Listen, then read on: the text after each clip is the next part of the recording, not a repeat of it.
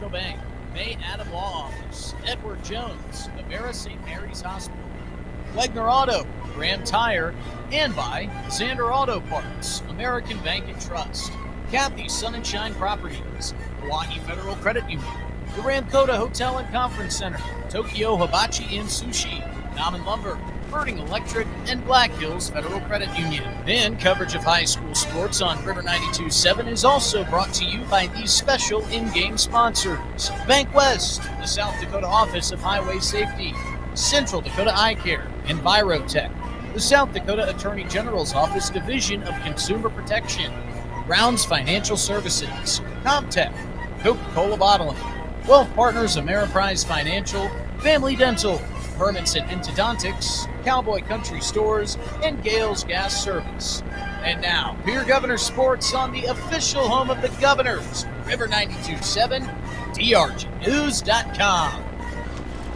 Well, thank you very much, and a very good evening, everybody. A Friday night under the lights coming to you from Yankton, South Dakota, site of many great football games between the Pierre Governors and the Yankton Bucks over the recent past. We welcome you to Crane Youngworth Field, the home of the Bucks, who host the Governors tonight. Both teams are 3-1 so far on the season. Yankton coming off of their first and only loss so far of the season last Saturday when they played 11 AAA Harrisburg. Harrisburg beat them 49-3, but obviously 11 AAA, one of the best in that rank against a great team in 11 AA, and the Yankton Bucks don't look too much into that score. Yankton is 3-0 against 11 AA opponents, including Huron, who beat the Pierre Governors. They've also beaten Watertown, whom the Governors beat as well. Pierre coming in off of a homecoming win last week over the Brookings Bobcats, 20-17. They are also 3-1. Brian Oakland with a play-by-play coming to you tonight. William Wilson, helped out by Cashton Seaboy in our DRG Media Group studios, DRG Media Group World Headquarters as well. They'll run audio production for us on River 92.7, and we are live streaming with the help of our friends from Live Ticket. Caleb Brozick on site here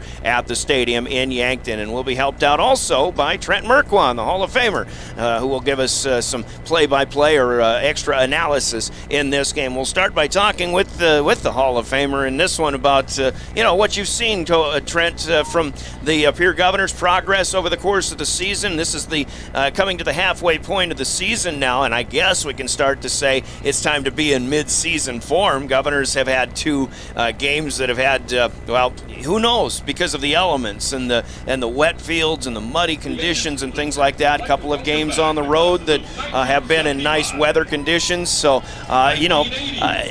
we don't really know what we're going to see tonight from either of these teams, but one thing's for sure, Pierre and Yankton's always a good football game. I think the word that comes to me tonight is consistency.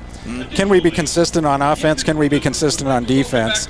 We've had moments where we've looked brilliant, like the Watertown game. We've had moments where we haven't looked so good, like the Huron game. Tonight we need to play well all night long in all aspects of the game, offense, defense, special teams, offensive and defensive line, where the games are always won. If you lose either one of those, you can be in trouble, especially against a team like Yankton.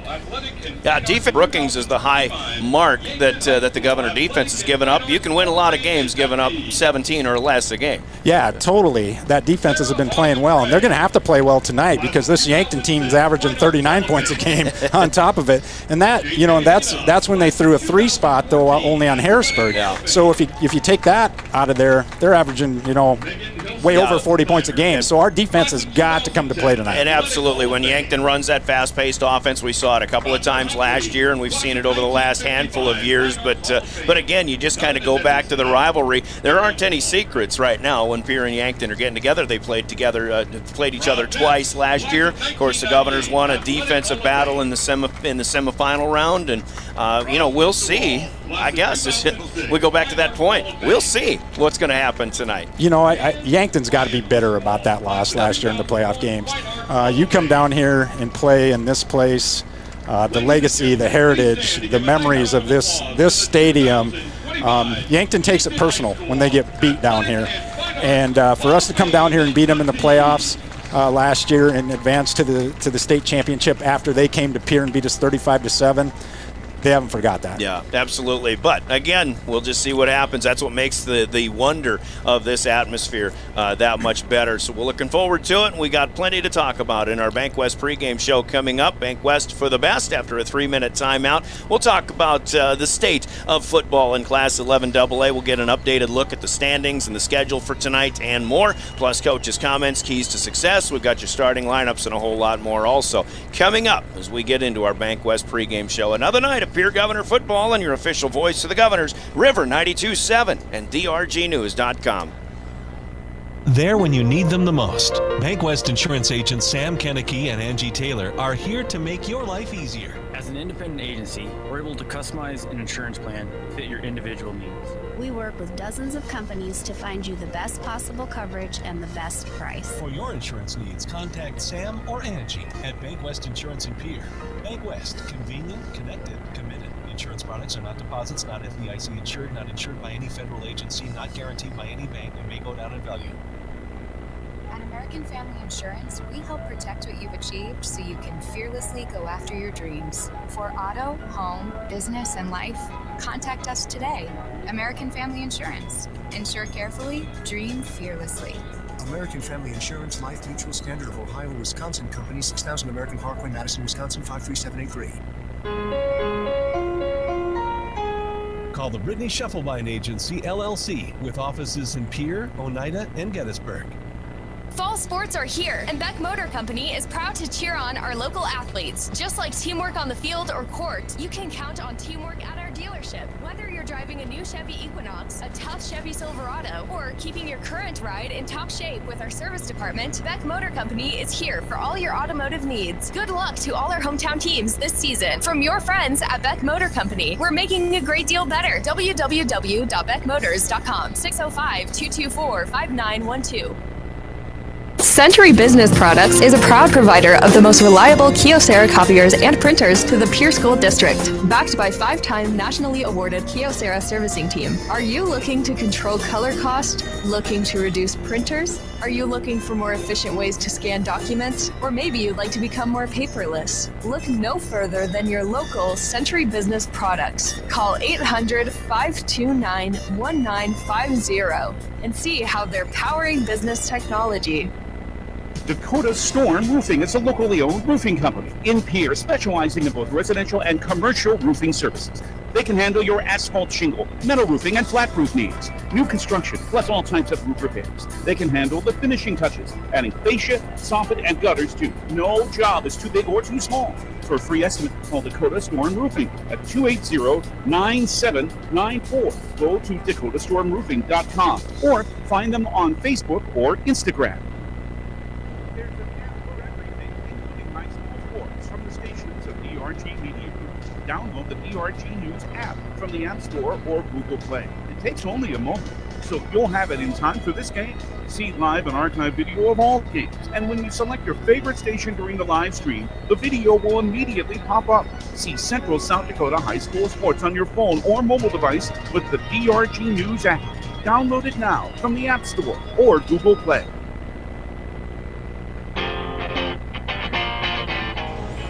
Welcome back to Crane Youngworth Field in Yankton, South Dakota. Bucks Governors tonight. Last time they played was the state semifinal round a year ago. Governors beat Yankton 14-9. They went on to the Dakota Dome for the 8th straight season. But for the first time in those 8 years, the Govs were beaten 14-13 by the Watertown Arrows. That's all ancient history right now. This is a new season, and of course both teams are trying to get the upper hand as to what might happen at the end of this season that is at hand. Brian Oakland once again with Trent Merkwan here to call the action. Let's take a look at the state of football in South Dakota. Before we do that, for all of those on the road, we remind everybody from the South Dakota Office of Highway Safety who celebrates being a part of a team, remember to slow the drive, arrive alive, and buckle up every trip, every time too. You've got some place to be. That reminder from the South Dakota Office of Highway Safety.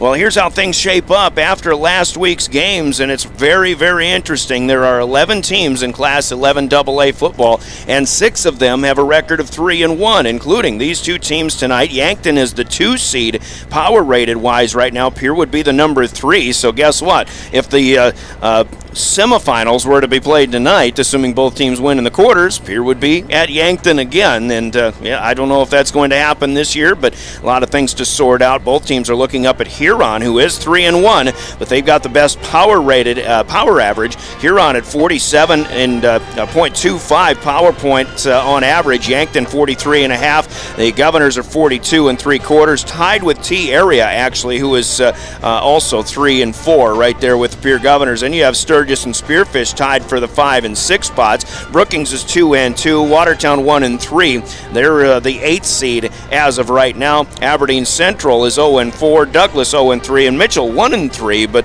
they do have the lowest power point average in Class 11 AA. Here's the schedule of events in the class tonight with the Governors playing here in Yankton. Also, it is T Area at Mitchell. You've got Sturgis going to Aberdeen Central. Spearfish is playing at Huron, another matchup of 2 3-1 teams. Watertown hosting Douglas, and Brookings playing an 11 AAA opponent tonight as they host Sioux Falls Roosevelt. It's an 11 AAA opponent, but a winnable game in my opinion there for the Brookings Bobcats tonight off of their loss and in Pierre last week. In addition to Roosevelt at Brookings, the rest of the big schools, the AAA schedule has Harrisburg hosting Rapid City Stevens. Brandon Valley goes out west to play Rapid City Central. O'Gorman is at Howard Wood Field for the first of 2 tonight. They'll play at Sioux Falls Jefferson. Of course, the Governors go to O'Gorman next week, and then the nightcap at the Wood tonight has Sioux Falls Lincoln against Sioux Falls Washington. Other games in Central South Dakota tonight on KGFX. Stanley County goes out to Wall to take on the top-ranked Class 9A Eagles.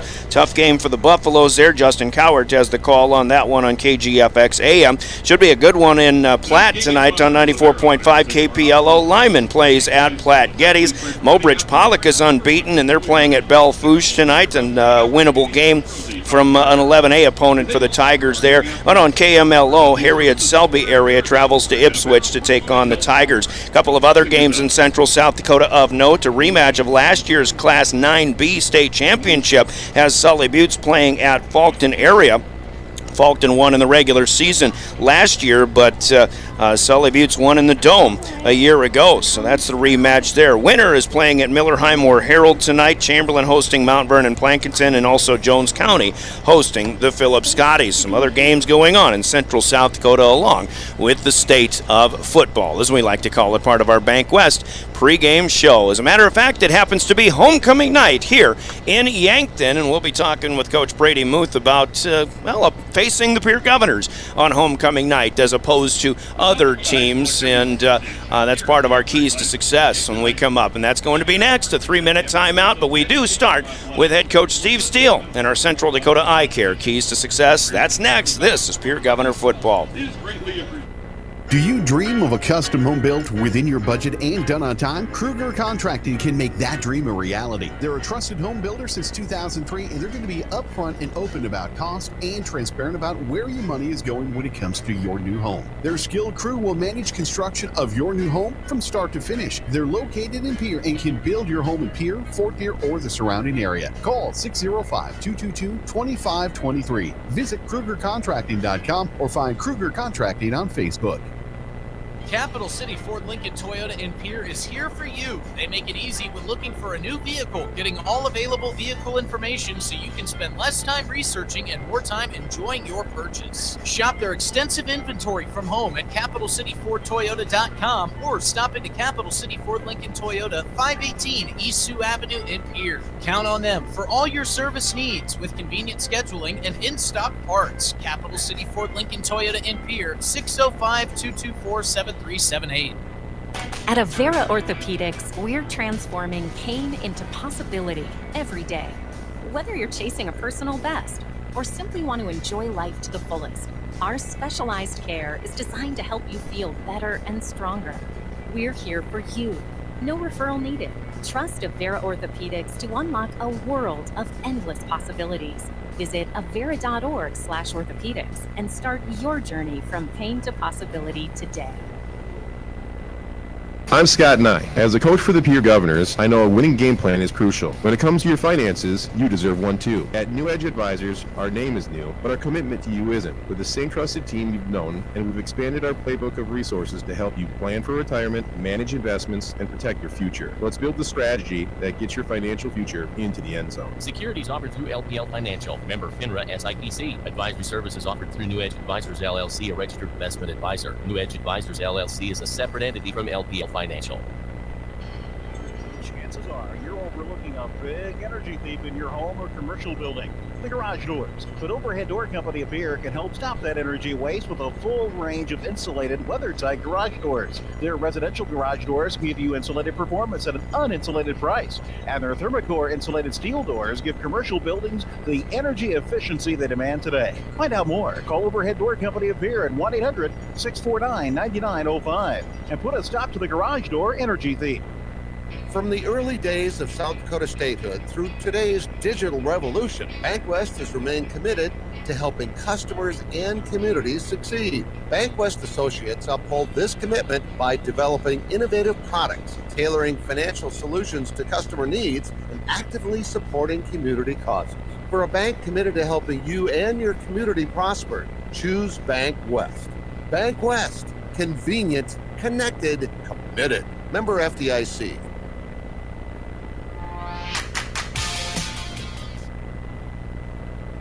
It's another week of Governor football, and it's time for Keys to Success with the head coach, Steve Steele, off of a win over the Brookings Bobcats, coach, 20-17. But Muck and Meyer once again on Hollister Field on a home date, and it's still, you kind of have to, I have to believe that as close as that game was, the conditions on the field had a lot to do with that, and certainly, I mean, I asked you last week about how comfortable you are in a close game. In this case, you were down 17-13. Maybe it felt pretty good, but it sure was nice to get a bad punt snap to kind of turn the tide in that game. And who knows what would have happened if things go a different way in that one. Yeah, I mean, we found a way to get through it, and that's the most important part. But lots of adversity the entire week, kind of thrown off with all the rain and all the more rain. So much better. We get a full practice weekend this week, which is good. And we're again finding a way to win a close football game where things aren't always going your way was an important part for the team. And but still a great defensive battle, and that brings up that subject of parity in 11AA again. Yeah, I mean it's one of those years where you watch anyone and no one's scary and everyone's scary at the same time, and you can put us into the same group depending on who you are. We're either really scary or really not scary, and I just think that's what's going to make the stretch here really, really fun as it comes down to the end of the season, because every game really matters when we get to seeding. And that brings up this week with the Yankton Bucks. Nice weather forecasted. That's good. Of course, their turf field, but I think from a fan's perspective, this is becoming maybe the best rivalry in high school football in South Dakota. And here we go again with another great team that they've got. Yeah, this should be a fun one. If not for the rivalry piece and all that, for everything that's at stake. The loser of this game is going to have a really tough. They're going to need help to get to a top 2 seed. Yeah. Where the winner should probably take care of business the rest of the way, you'd hope. And be able to get into that top 2 seedings. But that's on the line. They haven't had an ESD loss yet. We've got one, so this is an evener for that. And again, just last year we split. What's going to happen this year? So it's definitely a lot on the line tonight, and it's just 2 good football teams that battle. And there's just always kind of a give and take when it comes to Yankton, where you might see something once, but you're not going to see it again, and you just never know. Yeah, it's always exciting with them, just because again they play their style of football. They're very fast and up tempo on the offensive side. I think over the last couple of years you've really seen them be more aggressive on the defensive side of the ball. Maybe a little bit more susceptible to some big plays, but they'll turn it over and give it right back to that offense any opportunity they get. So. They've really evolved into a really, really good football program. Not that they weren't, but just in terms of their identity and what they're known for. They had their AAA game with Harrisburg, and Harrisburg got them real good on Saturday, as it turned out. But do you watch that game as far as, tendencies, or are you looking at their previous games on film to know a little more about, from a AA competitive standpoint, how to prepare for this one? Yeah, I mean, you still use the numbers, you still use their tendencies and all those things. I mean, if anything, you just see the difference that depth makes. Again, Yankton's got a handful of guys that are two-way players. It's hard to sustain that against an all one-way team, and they found that out pretty quick. And that's just the toughest part of the AA, AAA game for everybody, or everybody that plays the AAA game. So, you don't necessarily worry about it from a personnel standpoint as much as you do just their tendencies and what they're running in different situations. What are the preparation keys now for you this week in preparing for their up-tempo offense? Yeah, really the communication piece on defense is crucial. Being able to get calls in fast, know what they want, and then there's got to be a lot of leash that's given to the players to check and adjust, because they'll line up quick, they'll be in a hurry, but then they'll move, they'll shift, and they'll motion and do those things. So the guys got to be really good at being able to get on the same page with each other really fast. Okay. Other keys to success for this one? Yeah, offensively, I think we really need to either score or be on the field. That's the biggest thing. I don't know that we need to slow the pace down, but 3 and outs, I think both teams, their 3 and outs would be very detrimental to them. With us, it puts their offense back on the field so they can go. With them, their 3 and out could last 6 seconds, just with their type of offense they run. So, I think we got to find ways to either score if we're going to be off the field quick, or we need to make sure we're on the field to help our defense out. All right, Coach. Well, let's go have some fun. Make it a good one, all right? Thanks.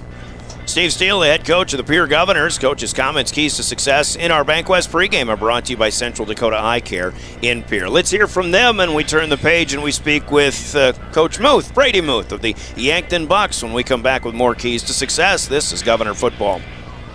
Did you know 16 million Americans suffer from dry eye? Hi, this is Dr. Nick Marso of Central Dakota Eye Care. Along with providing comprehensive eye exams evaluating vision and health of your eyes, we now offer IPL dry eye treatments. OptiLight IPL is a new innovative light therapy treatment for dry eye and is FDA approved. Also available at our clinic are dry eye products and supplements. Call us today, 224-6128 for more information and to schedule an appointment. Central Dakota Eye Care, 640 East Sioux Avenue in Pierre. Better vision for a great life.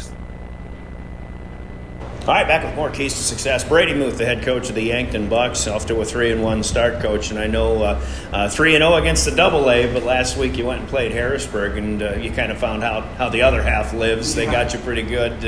What do you take out of that game in a 49-3 loss as far as how you approach the rest of your season now? Well, there's a lot to learn from it. I mean, that's the one thing we took from it. Harrisburg kind of taught us some really tough lessons, and our guys bounced back really good. I think that's the thing that you look at is how do you respond to a loss, no matter what kind of a loss, no matter who you're playing, is how do you respond from it. And our guys came back to work the next day ready to go, and we had a really good week of practice and really good directed week of practice. So the things that we needed to fix, we worked on getting fixed, and I think we're better for it.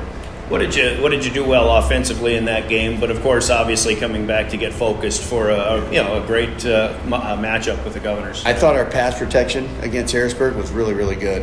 That was one thing that and there was a couple spots there where our run game was successful. Abe O'Brien had one of his better games on the perimeter for us, and so there were some bright spots offensively, but it was just figure things out. So, I like I said, I mean, we're not going to dwell too long on it. We took what we needed to from that game and learned from it.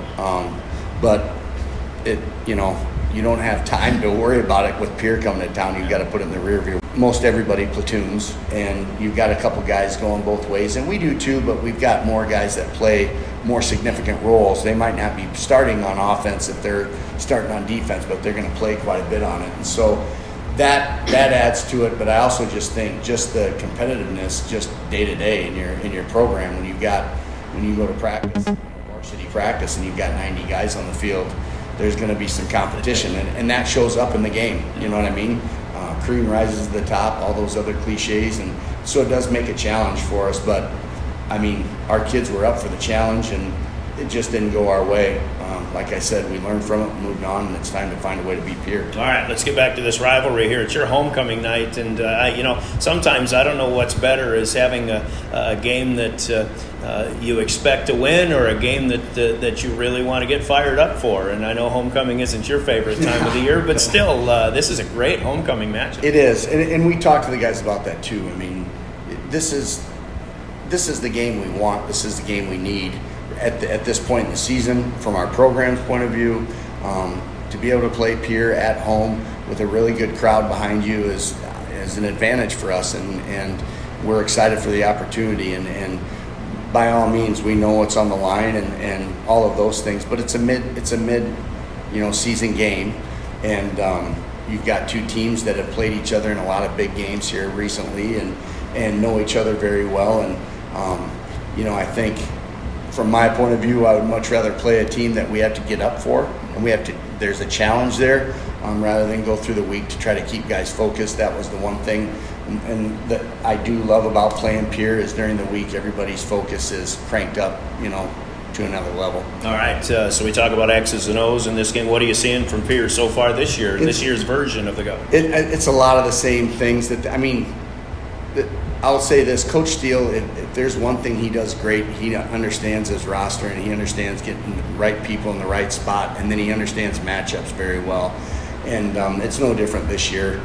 They've got some pretty special players on their team, and then it's supported by really, really solid players on both sides of the ball and in special teams. And so you have to make sure that you do your 1/11th. That's what we preach to our guys, especially during Pierre week. You've got to beat your guy across from you, because coming into it, that's how Pierre is going to try to beat you. They're going to try to beat, each man is going to try to beat their man across from them, and if they outnumber us on those wins, then they beat us. And we've got to make sure that we're winning every play 6-5, essentially, is what it comes down to. And that's both on offense and defense and special teams. And Coach Steele makes it really tough for you, because he gets his guys in the right spot. He gets plays dialed up in the right time, and it's a challenge, but it's one we're looking forward to. Yeah, we're all looking forward to it, Coach. That sounds like keys to success in a nutshell. Thanks for your time. Good luck tonight. Happy homecoming. Yeah, you bet. Thanks. Go Bucks.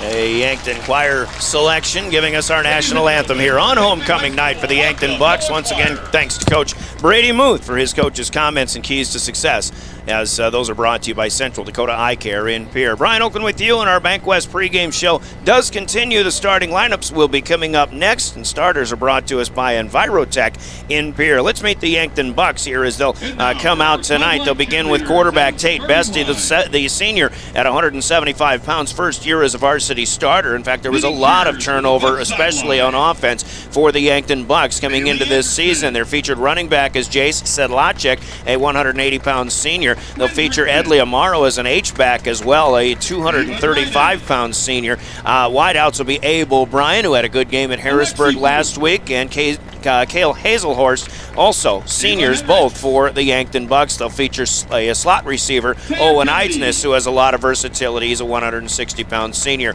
On the line, big fellas. The center is a junior, 260-pounder, Ben Bowman. Also Riley Mortensen is the left guard, a senior at 275. Peyton Eustace, a senior at 235 on the right guard spot. Austin Conway, the left tackle, a 280-pound junior. And Drace Gaskins, a senior at 285 on the right side. Big offensive line for the Bucks. Gaskins, in fact, starts at nose tackle on defense as well. Another defensive tackle is William Guzman Ugowski, a 255-pound senior. Edley Amaro, joined by Talon Kenny as a defensive end. Kenny, a 230-pound senior. Linebackers are Chase Platt, a bruising senior at 195. Madden McQuaid, a junior at 215 as well. In the defensive backfield, the cornerbacks are Miles Drotzman, a junior. Brennan Gilmore, a senior. The safeties on the strong side will be Tegan LaCroix, a junior, and Cale Hazelhorst, the senior. On the free safety spot, and Yankton features what they call a rover as well, maybe a safety spot, maybe a linebacker.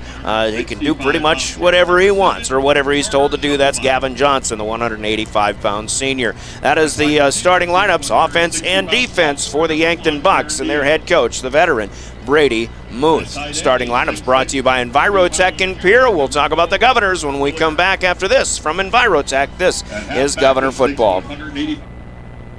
Envirotech makes life a little bit simpler. No matter what the circumstances, no matter what is handed to you, Envirotech has you covered. One call is all it takes to have easy setup, easy pickup, and easy payment.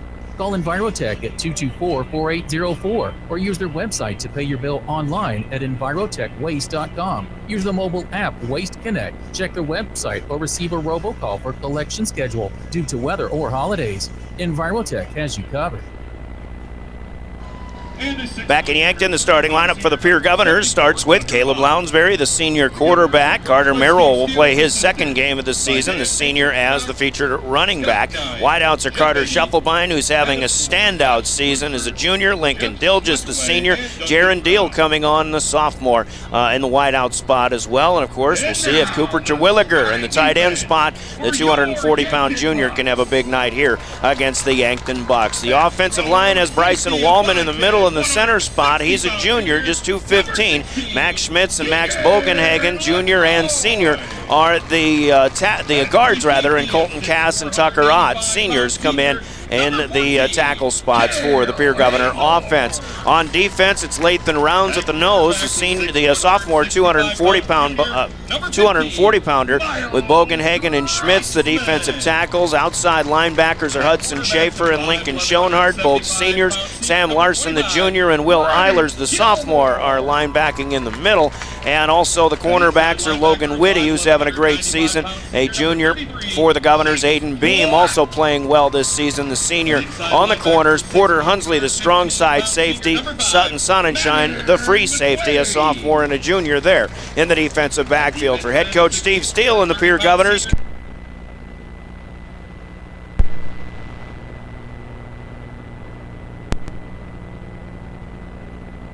Amaro Jr. At nose tackle is 6'4", 285-pound senior number 64, Trace Gaskin. At defensive tackle is 6'1", 255-pound senior number 94, William Guzman Ugofsky. well, if we still got us, I had a little flick of the switch, unfortunately, there, but the head coaches for the Pierre Governors are Steve Steele, assisted by Dan Machachok, Scott Nye, Jeff Hagee, Adam Spoor, Josh Schleisner, Jeff Schleckaway, and Duncan Trow. Starting lineups are brought to you by Envirotech in Pierre. The other starting lineup for you is the naming of tonight's game officials, and our game officials are brought to you by the South Dakota Attorney General's Office and their Division of Consumer Protection. We call them the law on the field. And tonight's officiating crew is referee Dan Martina, assisted by joined by umpire CJ Prickett. The head linesman is Josh Benz. The line judge is Joe Kleinschmidt, and the back judge is Jason Riesdorfer. We appreciate them for doing what is very oftentimes a thankless job in officiating high school sports, and in this case, the law on the field for our high school football matchup here with the Governors and the Yankton Bucks. Darren Martina, CJ Prickett, Josh Benz, Joe Kleinschmidt, Jason Riesdorfer. Thanks, guys, for being our law on the field. The captains will meet in the middle of the big red Y to enact the coin toss. We'll listen to this important message from the South Dakota Attorney General's office, and also we'll hear from Comtech, and we're kicking it off when we come back to Crane Youngworth Field, Pierre Governor football on your official voice of the Govs, River 92.7 and drgnews.com. Inheritance, romance, and investment scams continue to plague South Dakotans with high dollar amount losses. They prey on vulnerable adults and swindle consumers out of their funds. Scammers befriend the victim, making it difficult for them to see the reality of what's happening. If you have a loved one susceptible to this type of scam, sit down and talk with them about these issues before it happens to them. If you or a loved one have been scammed in this manner, please reach out to the South Dakota Office of Attorney General's Consumer Protection Division at 800-300-1986. Comtech has your technology solutions. Check out their showroom located right off the truck route on Irwin Street. Come in and see what you've been missing. A large selection of TVs, sound systems, and smart speakers, PCs, desktops, and tablets, home and business security and telecommunication systems. Comtech is your all-in-one solution for any technology needs. Wishing all athletes the best of luck in today's competition. Comtech. Come see what you've been missing. Welcome back to Crane Youngworth Field. We've heard from Comtech. Our opening kick is just moments away. It's the Governors and the Bucks. Last year it was Pierre's homecoming that Yankton went into Hollister Field and spoiled with a 35-7 resounding victory, but the Governors came back, exacted revenge, got a 14-9 victory, and went on to the Dakota Dome once again. We'll see what happens here tonight as we learn a little bit more about, I think, both teams. Of course, we know a little bit about the Pierre Governors. Let's find out some things about the Yankton Bucks tonight here as well. And all throughout, we hope you listen. We invite you to listen for our Rounds Financial Services highlight plays of the game. It's brought to you by Rounds Financial Services, where your money works for you. An Osaic Wealth member, SIPC. Brian Oakland with Trent Merklon. And Trent, it's Pierre and Yankton. It doesn't get any better than this. I don't care what time of the season is. I'm pretty jazzed up. Hope everybody else is too. You know, if you can't get excited about this game, I'm not sure there's much you can get excited about in high school football. You know, Pierre at Yankton in a place that we've come down and won. And they're not used to that. So we're going to see what happens tonight. This is going to be a big measurement for the Governors. Carter Templeton will kick off. The Governors won the toss but elected to defer. And here we go. Big crowd tonight at Crane Youngworth. Templeton's soccer-style kick taken on a line at the 11-yard line, coming near side with it. And a wall of blockers, but eventually running out of real estate is Tegan LaCroix. And he'll cross the 35-yard line and set up shop. Yankton will at about the 38. It looks like a good start, good field position for the Yankton Bucks. And once again, if you haven't seen Yankton play recently or in the last few years, get ready for a high-paced offense. We'll try to keep up. And, of course, with me, that means keeping up with stats and things like that as well. But again, varsity experience-wise, this is kind of the rookie season for a lot of these guys, including quarterback Tate Bestie, who's in the pistol. They'll start on the ground. Nothing fancy here, just running between the left guard and the left tackle. It's Jace Sedlacek protecting the football, crosses the 40 and gets into the 42-yard line range, a gain of 4 right off the bat. You know, the speed at which Yankton comes to the offensive line and snaps the ball is, you can't explain it unless you can see it live. 3-yard gain as it turns out, 2nd down and 7. Lincoln Schonard in on the stop. Sedlacek, the deep man in the backfield once again. Look out for trips to the right as Bestie wants to throw. Looking in that direction, and he's looking long and up with it to the Pierre 40-yard line. A pass brought in by Cale Hazelhorst, who finds an opening out on the far side. And a pass well delivered by Tate Bestie. A big gain here and a 1st down to the Yankton Bucks. You know, and it wasn't bad coverage. Sutton Sunshine had him. He just threw a great ball. Nothing you can do about that. It's a 19-yard pickup, 1st down Yankton already. Ready to go again. Yankton in home red with the white numbers, white pants, red helmets, moving right to left as you watch this one, which you can do at drgnews.com. And Sedlacek with running room. Not a lot of running room, but he's able to just follow blockers who had the surge. And again, a bigger offensive line for the Bucks than what the Governors have defensively at the line of scrimmage. 7-yard pickup, 2nd and 3 for Sedlacek at the 33-yard line. Bestie waits for his man in motion. Sedlacek comes back to the backfield. Now we'll take a straight ahead handoff. He'll bounce off. He's got the 1st down, and Logan Whitty coming to help out Porter Hunsley, who will bring down Sedlacek, but not until he's inside the 30 to the 27. That's 6 more in the 2nd 1st down of this opening drive for the Bucks. They look pretty efficient so far, Trent Merklon. Yeah, that offensive line of the Yankton Bucks is having their way right now. We'll just have to make some adjustments and move some people up into those gaps. Bestie again waiting for the snap. Takes it out of the gun. He's looking left, throws, and it's out on the flat, near side. Cutting up the field, up the sideline is number 9, and that's Talon Kenny. Brought down by number 0, Hudson Schaefer. Hudson Schaefer in on the stop here, but again, 7 more yards, and that's just a solid gain on first down. Kenny, who I didn't even expect to be catching passes, but Yankton will shuffle a lot of people in. Now an end around here, hand off. This is number 1, Carter Boomsma.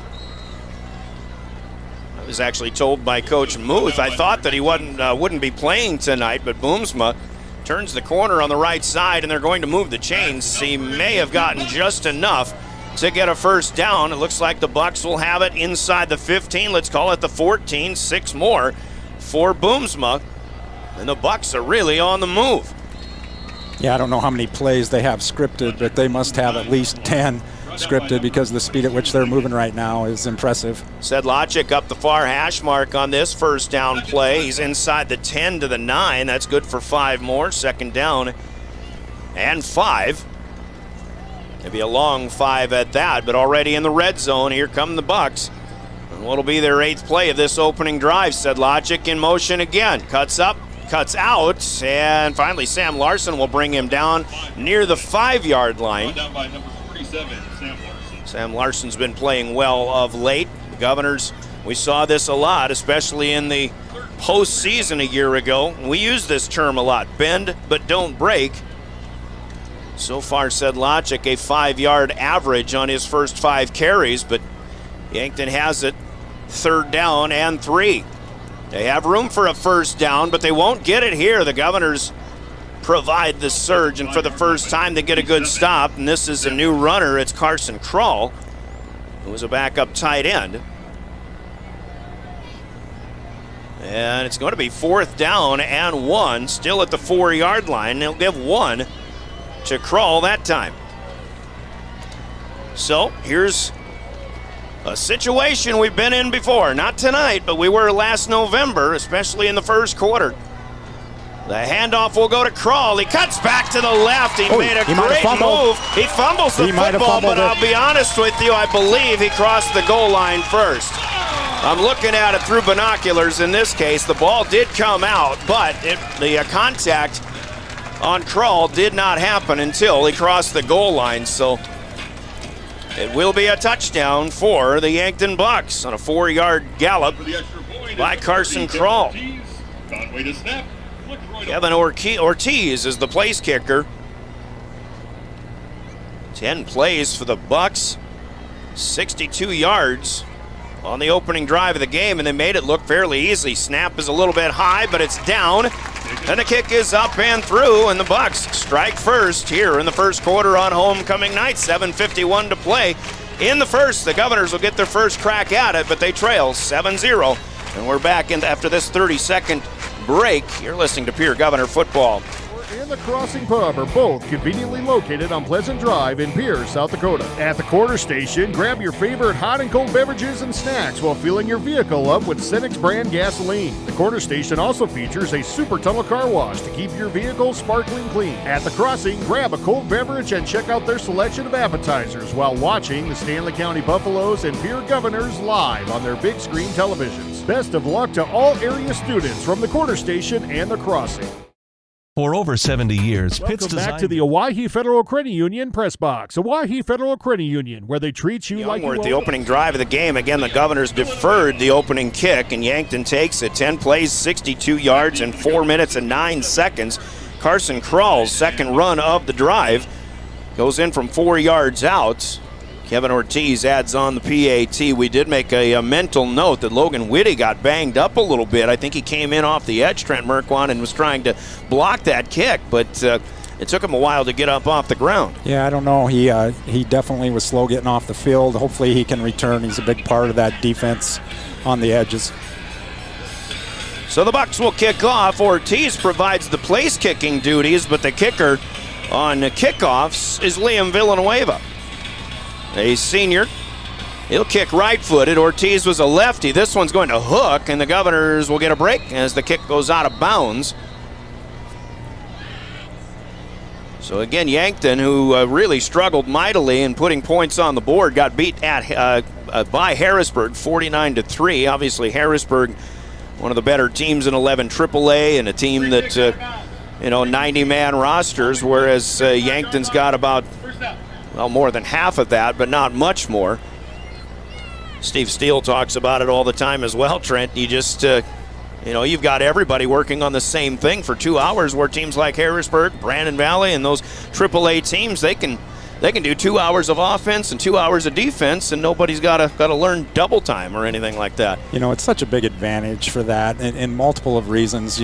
Like tonight, it's 84 degrees at kickoff. That plays a huge role, especially at the pace that Yankton plays. Hopefully we can adjust and move some people up and move some people in and out where that doesn't become a factor. All right, first play coming up for the Pierre Governors. Never happens, as Edley Amaro is just shifting, but he shifted into the neutral zone, and the Governors are getting a 5-yard helper just like that. Watch Edley Amaro, though. He is very active on that left defensive end. But even before this one starts, the Governors, actually the drive starts at the 35, but they get a helper up to the 40-yard line, so it's 1st and 5 for Caleb Lounsbury. Takes the first snap, he goes over the top, looking for Terwilliger. He had it at the 35-yard line, but as he's trying to bring it in off of his fingertips, he just loses it. Maybe took his eye off of it momentarily. Tough break there for Lounsbury. Terwilliger will hope to have another shot at that one a little bit later on at some point tonight. But, last year in that semifinal game, obviously the Governors went over the top and they hit Lounsbury hit Carter Shufflebein for 58 yards on the second play of the game. Tonight they tried to tie this one up with one play from the 40-yard line. But it'll be 2nd down and 10. Near hash mark, the Governors are in white on white tonight. Their road uniforms with the green helmets. Pitch back, toss sweep to Carter Merrill. And as he approaches the far hash mark, he gets to the 40-yard line, but that's it. And that's a gain of 0 for Carter Merrill. So good job by the Yankton Buck defense. It'll be 3rd and 5 for the Govs. It's good to see Carter back out there. He deserves it. He ran super last week. Him and Duchenal will probably split some time. Both of them have ran excellent for the Governors. Hopefully we see both of them. Well, and you hope you get to see Carter Merrill do his cutbacks and things like that, which he's so adept at on a turf field rather than on a muddy field like we had in Brookings a week ago. Here's Lounsbury rolling to the right, and he'll float it out, and he's got his man, Jaron Deal, who makes a great catch at the 50-yard line, takes a hit from Boomsma, and hangs on to the football. It's a 1st down to the Governors and a gain of 10. Excellent catch by Jaron Deal there. A nice throw by Lounsbury.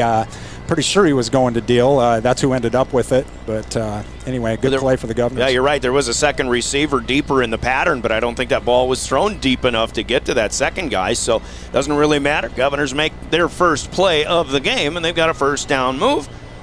And they'll have it right at the midfield stripe. Once again, the Governors choosing the white jerseys with the white pants tonight on the road instead of maybe the green pants, which is another option. Of course, in Watertown a couple of weeks ago, they went with the blacks and the white jerseys. Bit of a mix-up in the backfield here is Carter Merrill.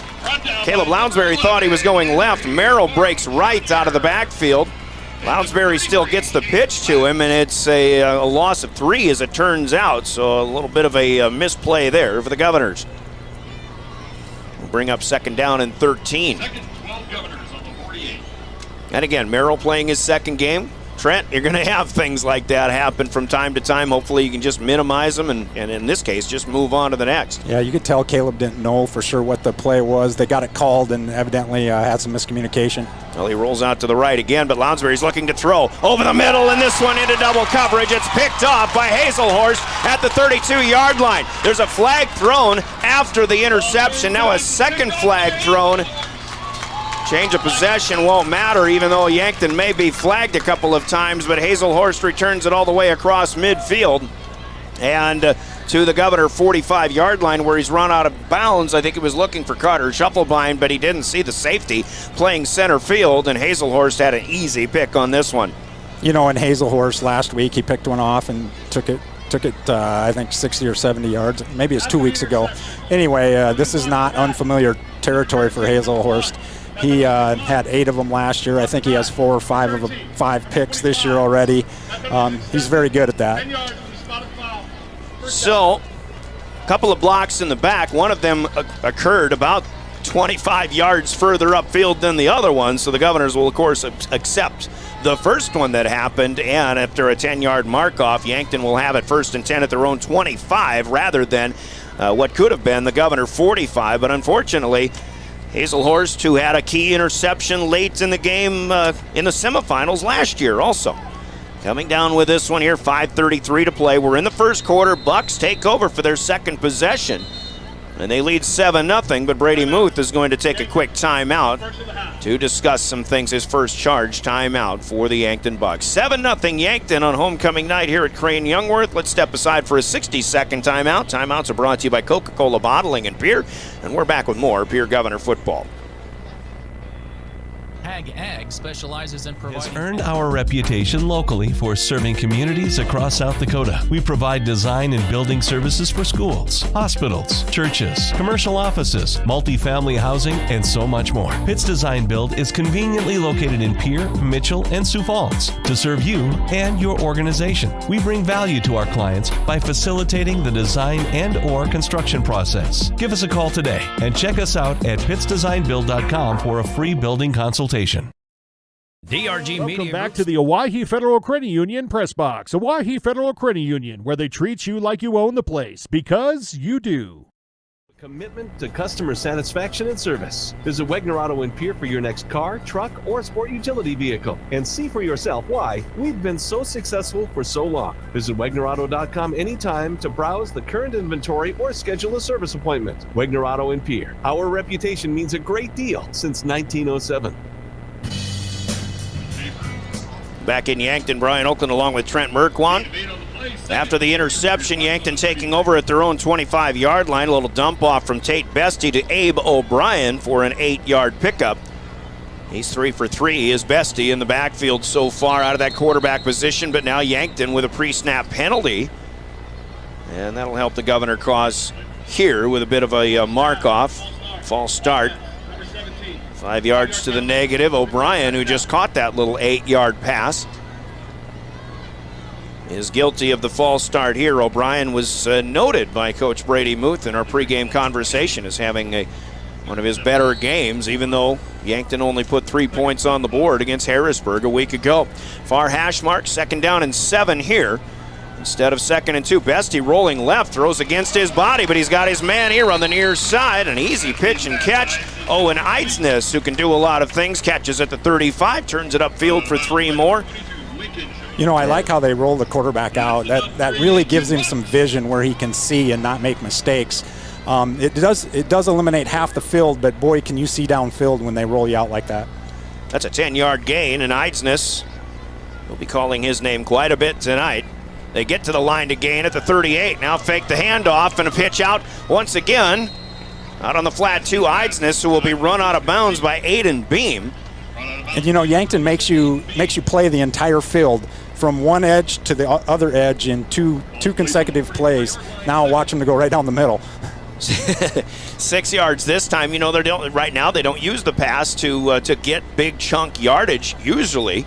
They did have a 19-yarder, but on first down, it's just a solid 6-yard gain. Now they go back to the ground here. And I couldn't tell if this was Sedlacek. It is 24 coming out of there. So Sedlacek with his second carry crosses the 45 to the 47, a pickup of 3, and they've got 1 to go on 3rd down. Tate Bestie so far, 5 out of 5 for 52 yards. Obviously, Yankton making a lot of things work in their advantage so far here in the first quarter as they lead 7-0, and we've got just a little over 4 minutes to play. Sedlacek on the ground again, has the first down. He actually broke out of the pile, and it's Aiden Beam who comes in on the far side to wrestle him down right at the about the Pierre, just across the midfield stripe in Pierre territory at the 49. You know, one positive on defense right now, we are tackling well. We're just getting moved downfield a little bit by their offensive line versus our defensive line, but we are tackling well. Hopefully keep that up, but Governors need to do something to get a defensive stop. And a first down bomb as Bestie will overthrow his intended receiver O'Brien, who's coming across the field. He was lined up on the far side right, but he's going on a deep slant across right to left. He had a step, but he's overthrown by 5 yards. The first incomplete pass by senior quarterback Tate Bestie tonight. Clock stops with 3:40 to play. First quarter. Yankton would love nothing more than to go up by 2 scores here early on. Key in these matchups has been a good start. In the recent past, Sedlacek slips out of one tackle here in the backfield. He got away from Sam Larson, but gets inside the 45 down to the 42. I'm not going to say you jinxed him, Coach, but Trent, but that was one time when Yankton runner was able to slip through a tackle, and Sedlacek, he's a load. He's coming in at 180 pounds. Looks like he runs a little bit bigger than that. You know, he definitely puts his shoulders out in front of him, so you got to get lower than him in order to take him down. 180-pounder running as hard as he runs with those big thighs. I mean, you can see him from up here. He's got one of the bigger thighs out there on the field. Well, another pre-snap penalty, so the Governor's getting helped out again as Yankton guilty of their 4th penalty already. False start once again, so instead of 3rd and 3, it's now 3rd and 8. A little bit of a breeze tonight, and as it comes up and blows through the window, it starts to feel pretty good. It was about an 84-degree temperature. Here's a straight quarterback sweep to the near side. Bestie inside the 40 to the 35, run out of bounds. Governor sold out to defend the pass, and Bestie just took it on the near side and had plenty of running room all the way to the Pierre 34-yard line. Turns out to be only an 8-yard gain, but certainly good enough for a first down. It really seemed like he was picking up about 10 or 20 on that play, 15 or 20 if that. Bestie again with a fresh set of downs. Sedlacek in motion. They have him on the option, but Bestie keeps it. He comes up around the right side. Between the guard and the tackle, there was a nice hole opened up inside the 35 to the 30. And stopped at the 28. That's 6 more, and this is just workmanlike for the Yankton Bucks right now. You know, on that right side of their offensive line, they definitely opened up a great big hole that time, and he was actually even a little late hitting it. He really was, and just kind of playing it patiently, but could have had more. He will keep it here on the option with Sedlacek, and now this time will hit the line of scrimmage, then get bent backward. Devin Binger in on the stop. This time in a backup role, but Bestie still gets close to the 25. Let's call it the 26. That's 2 for the quarterback, who is showing himself to be a running weapon. He's got pistol formation going once again. Sedlacek to his left. Yankton playing this snap patiently as well. Quick hitter out to O'Brien, who sidesteps his first would-be tackler. He'll get a few more yards inside the 20, down to the 17-yard line. 9 yards here, and Abe O'Brien just made a nifty play to keep the Buck drive going. You know, and Bryant did make a nice play. I'd like to see Logan play on the inside of him on a 3rd and short like that to take that quick slant away from him on 3rd and short. But another quick snap, quick pass. It's out to Boomsma. Thought about going outside. He cuts back up the hash mark. But the Bucks are in the red zone again inside the 15 down to the 10-yard line. You know, Westby really looks comfortable back there, and he's playing well right now. 7 yards this time to the 10. And again, that one to O'Brien again. Back to the ground. Sedlacek inside the 10. Devin Binger in on the stop, but this one will also move the chains. And nope, that's close. Looks like it's close to the line to gain. I'm watching the down marker on the far side. Now they're taking the chains away, and they'll make it first down on the down marker. It's 1st and goal to go. So Yankton already up 7-0 as we are in the final 30 seconds of quarter number 1. We'll call this one a gain of 3 for Sedlacek. Governor defense spending a lot of time on the field right now here in this first quarter. Sedlacek again wrapped up quickly, and this might be a loss, maybe of a yard. He kept going forward.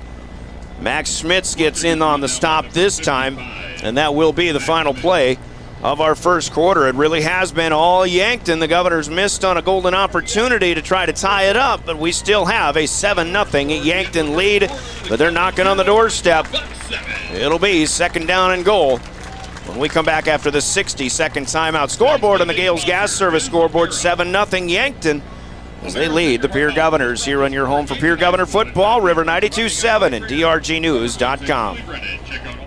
At Avera Orthopedics, we're The official voice of the Pierre Governors. Our hash mark over the middle and wide open at the 30-yard line. Carter shuffle by and touchdown. Here's Olsen, plenty of time, 3 seconds, gets to shoot, and it's good for 3.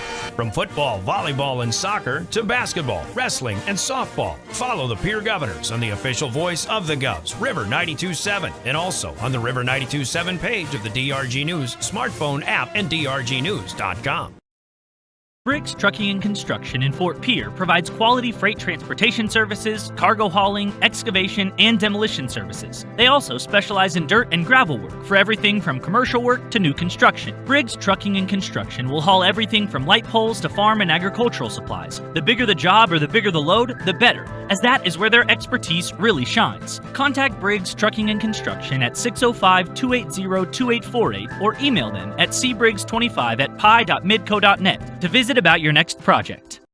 Welcome back to the Owyhee Federal Credit Union Press Box. Owyhee Federal Credit Union, where they treat you like you own the place, because you do. And Yankton is in the red zone. They're down to the 8-yard line after a loss of a yard by Jace Sedlacek.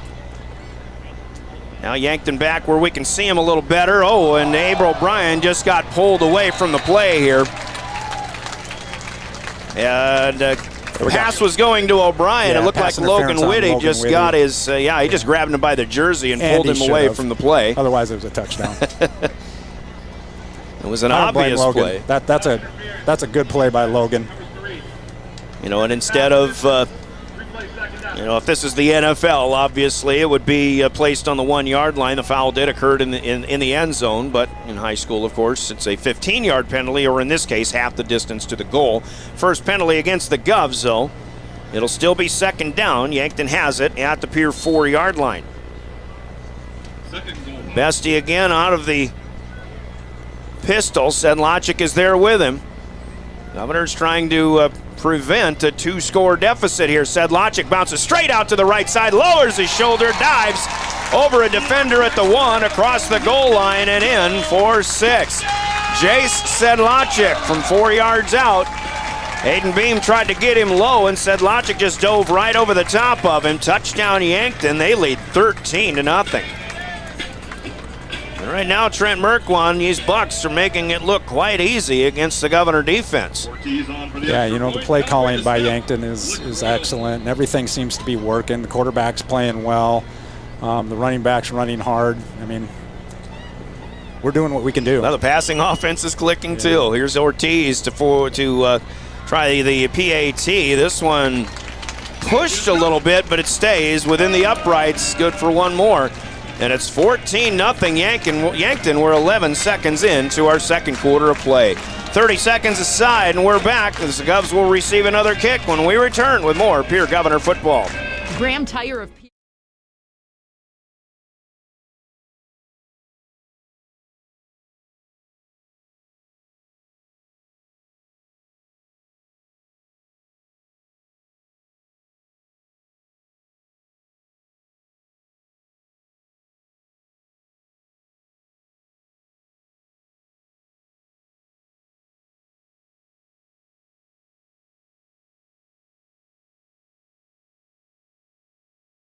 Buying or selling a home is a big decision. You need an expert who knows the market and gets results. Scott Darnall at Lee Real Estate in Pierre brings experience, local knowledge, and a no-nonsense approach to help you navigate every step. Whether you're looking for the perfect home or the best offer, Scott is committed to making the process smooth and stress-free.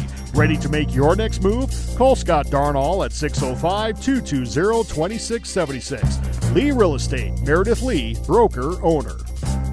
Welcome back to the Owyhee Federal Credit Union Press Box. Owyhee Federal Credit Union, where they treat you like you own the place, because you do.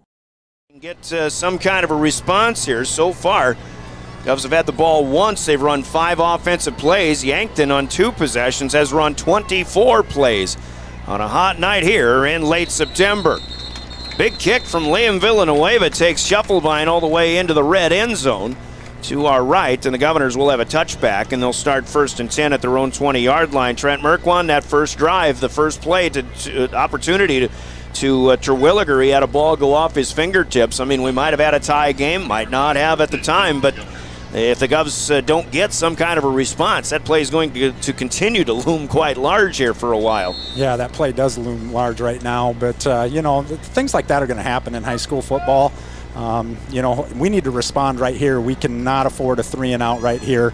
You know, we need to get Carter Shufflebine involved in this football game, and it needs to happen here in the first 2 plays. You know, and it doesn't really matter how, just got to move the chains. There's a quick pitch out to Carter Merrill, who cuts back. He crosses the 20 and then is ankle tackled at about the 24. Good stop here for 66, Austin Conway. Carter Merrill for 4 this time, just 3 carries for only 1 yard for Carter so far. And the Governors, now Yankton's had sustained drives, but they do it quickly. The Governors have actually had sustained drives and have taken their time when things have gone well for them so far this season. We'll see if they can chew some clock and get their defense a bit of a break too. Still first minute of the second quarter. Cooper Terwilliger shifts from right to left. Tight end still available, but they'll just help lead the blocking for Carter Merrill, who was brought down across the 25 and rolled, in fact, to the 27-yard line. That's a pickup of 3 more. Tegan LaCroix helping in on the stop. 25, Brennan Gilmore may have been in the area as well. 3rd down, and we'll call it 4 here. Govs need to reach the 30. This play happening right out in front of us. It is a nice night, but it's a warm one. In fact, you take a look at the home games that the Governors have had. Cool and wet, muddy field. This thing is anything but here in the southeast corner. Lounsbury needs a big play. Throws over the middle, but undercuts and underthrows Carter Shufflebine. Carter on a bit of an up and in slant play. Number 25, Brennan Gilmore covering. And Gilmore covering, but also Lounsbury might have been feeling some heat from behind as Yankton had somebody coming on the blitz from his blind side. So it'll be 4th down, and it is a 3-and-out, unfortunately, for the Governors. They'll have to kick it away.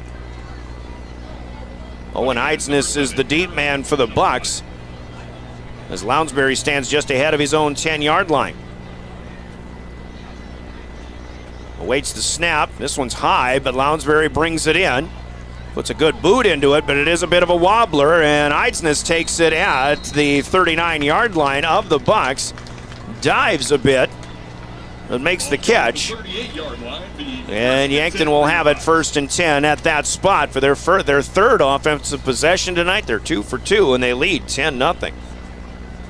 Got to hand it to Eidsness here, Merck, as he makes a catch. And one of the things that just drives me nuts sometimes is when punt returners don't field punts that maybe they could, and ultimately they give up a whole bunch of yards on bounces and rolls and things like that, not to mention some precious time in certain situations. You know, Porter Hunsley was about ready to lay the wood to him had he caught that and kept running. And, you know, that we need a big play right now, someone to pop somebody, knock the ball loose, and we just need that to happen.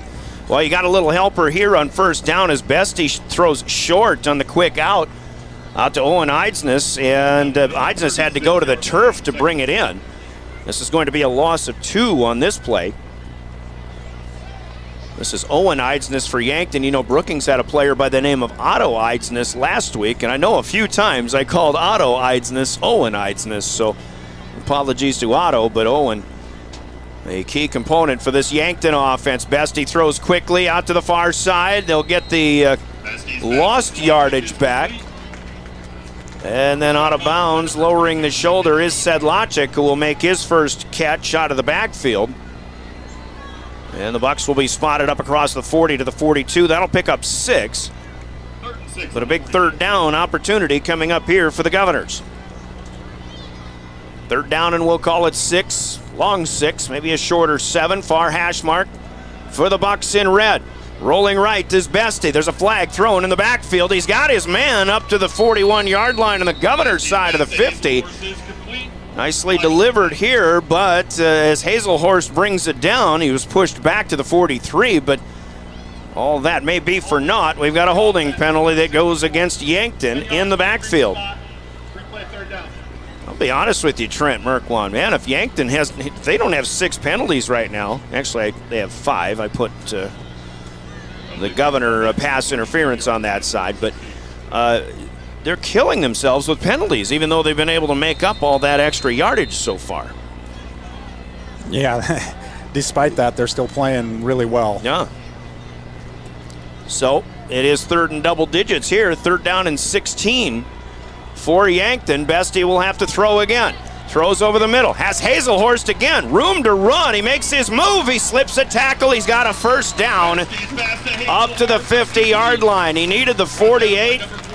He caught the ball right at about the line to gain, maybe at the 45-yard line, but he's able to slip a couple of tackles going across the middle of the field. In fact, running, in this case, north to south, which is across the field, but Hazelhorst for 18 and another chain mover for the Bucks. Yeah, he was open the entire time too. They kept back. Our defensive backs kept backing up and giving him ground, and he was open the entire play. Sedlacek again will be wrapped up nicely this time. Lincoln Schoenhardt helping him up. Got Lathan Rounds in there plugging the gap as well. No gain this time. The ball stays on the midfield stripe for Sedlacek.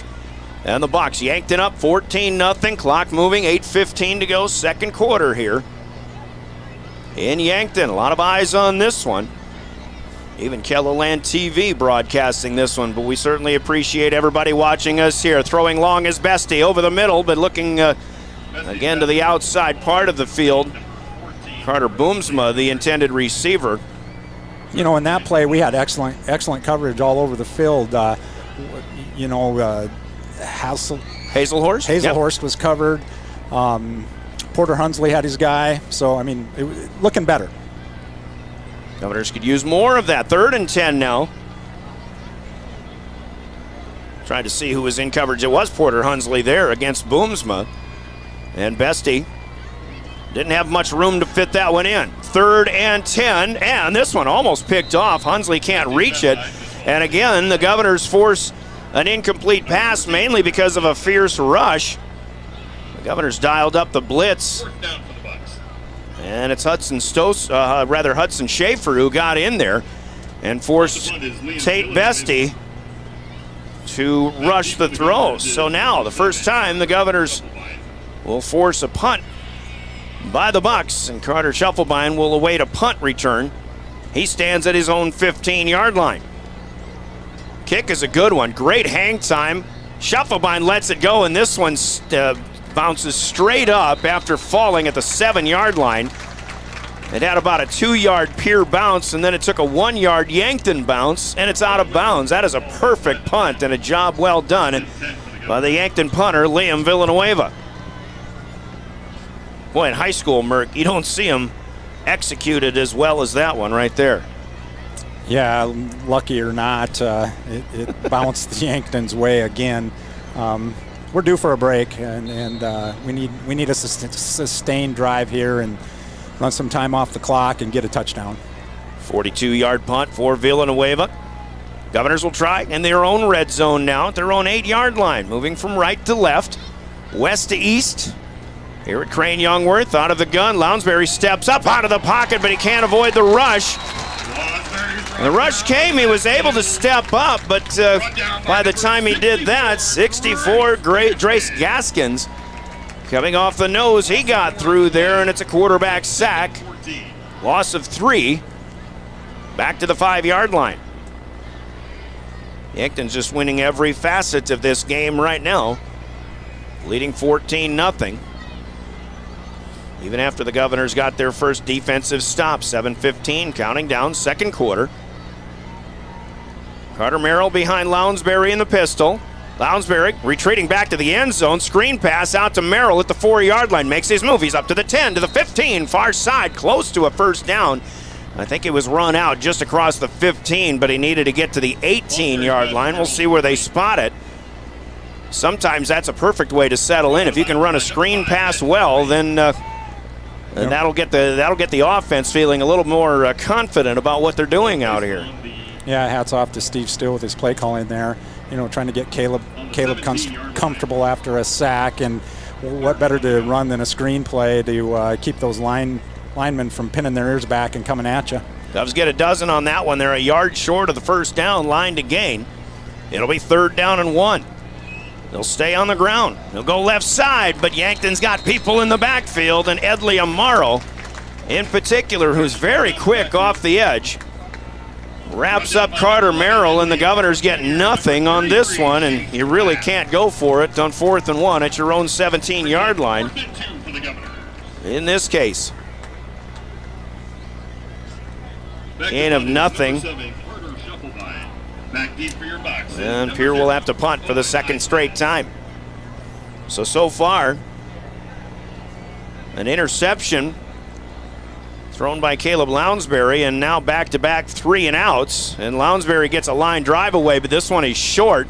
It will take a healthy Pierre bounce up across the 40 to the 45, out of bounds at maybe right at the 45-yard line. That is only a 28-yard punt, and Caleb Lounsbury has had much better efforts. But again, I think we saw Yankton getting a little bit of a rush after that punt snap. Yankton's been involved in some real big punt plays earlier on this season.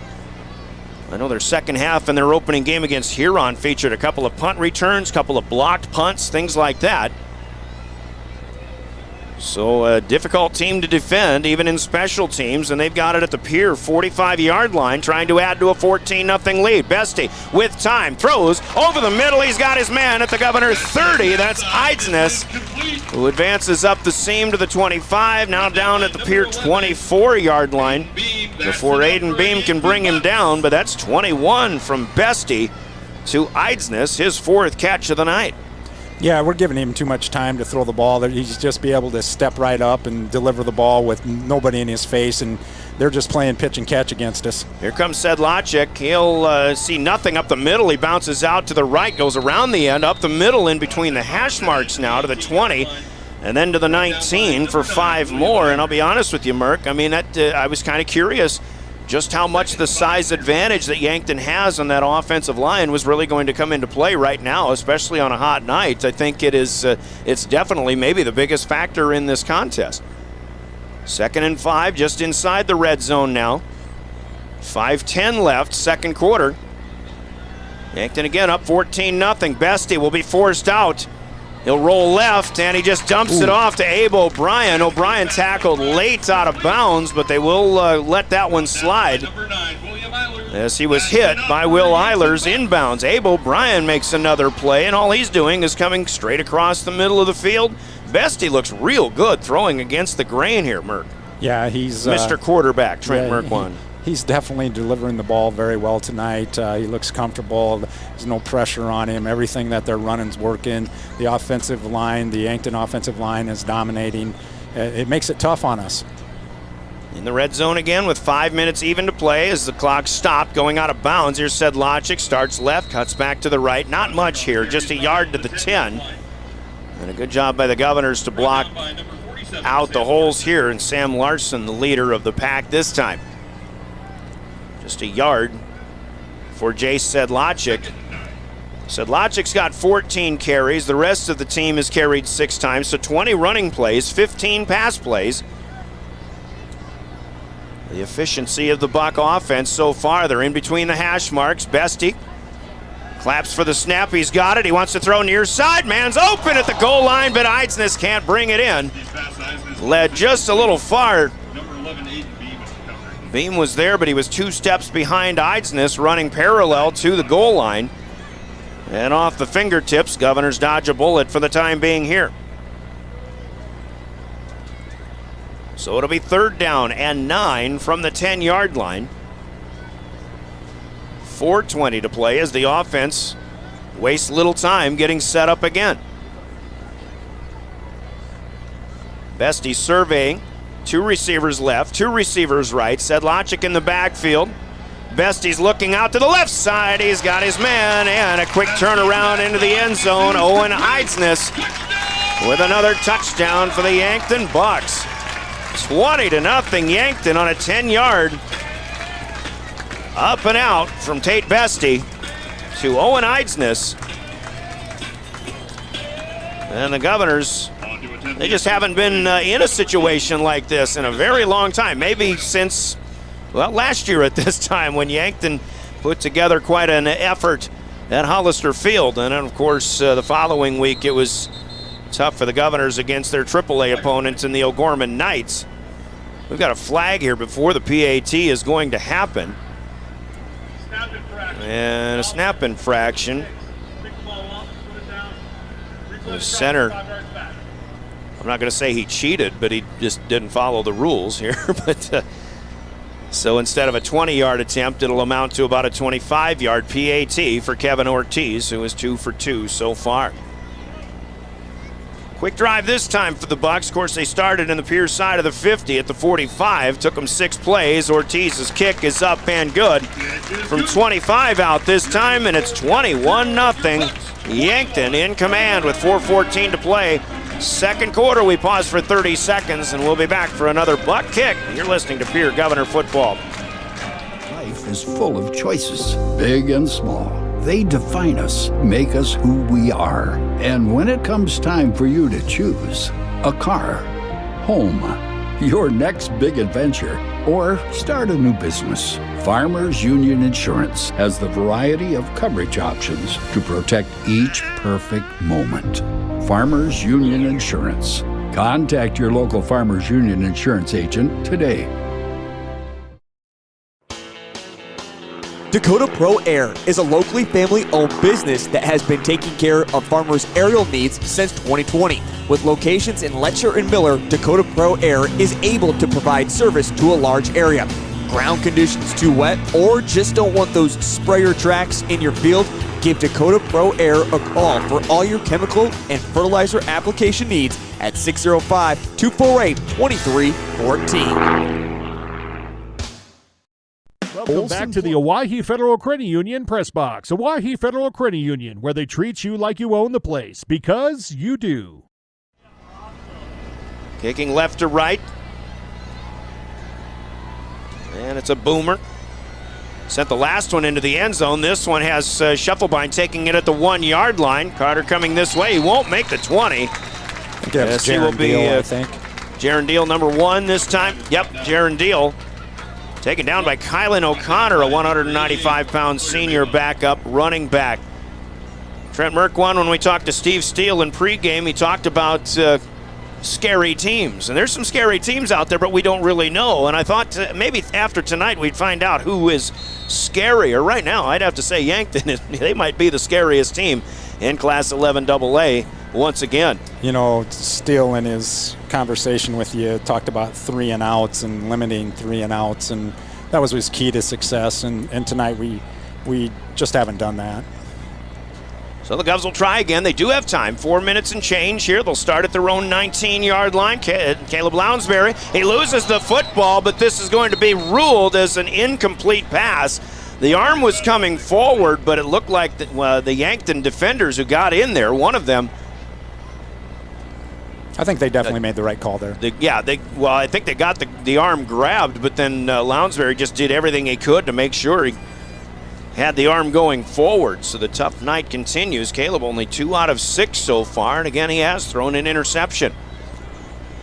So the clock stops here. You really don't want to give Yankton a whole heck of a lot of time to run another possession. You just talk about how important this possession is, and of course as the Govs continue to fall further behind, they just get more and more important. Here's Lincoln Dilgis making a grab on a slant pass across the 25, and he'll backpedal his way across the 30-yard line, move those chains up to the 32-yard line, a gain of 13 from Lounsbury to Lincoln Dilgis. First catch for Link tonight. And that's a guy that we've all kind of wanted to see get in the mix here, Lincoln Dilgis. He's got the size. And the speed.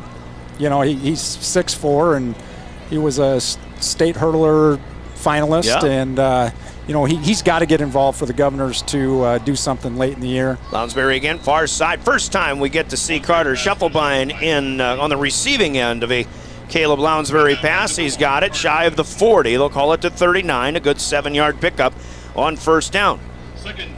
It's just a couple of plays, but at least there's a little bit of rhythm here in the Governor passing offense now.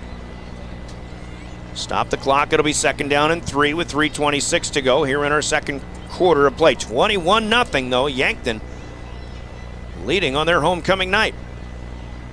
Lounsbury in the pistol. 2 receivers left, 1 to the right. They'll stay on the ground to the short side, far side. Here's Merrill for a first down and more. Up the sideline, 50 to the 45, and the Governors are in Yankton territory for the first time tonight. Run out of bounds there. Tegan LaCroix finally gets to him, but this one will garner the Governors 16 yards and their biggest play of the night so far.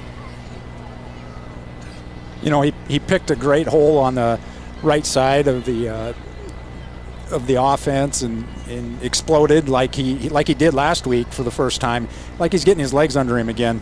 And you hope so, because we talked about mid-season form, and getting in game shape at this point. Not sure if Carter Merrill is in game shape just yet.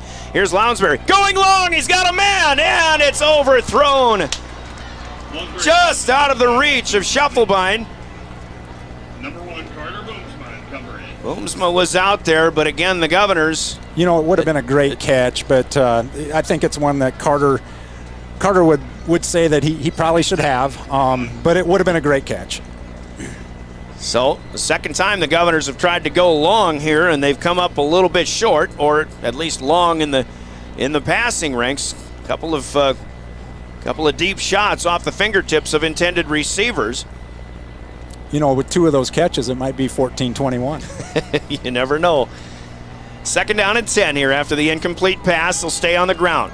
Up the letters, far side, or up the numbers. It's Merrill again, and he's running hard this time. Started out right, came back to the hash mark, inside the 35 to the 30.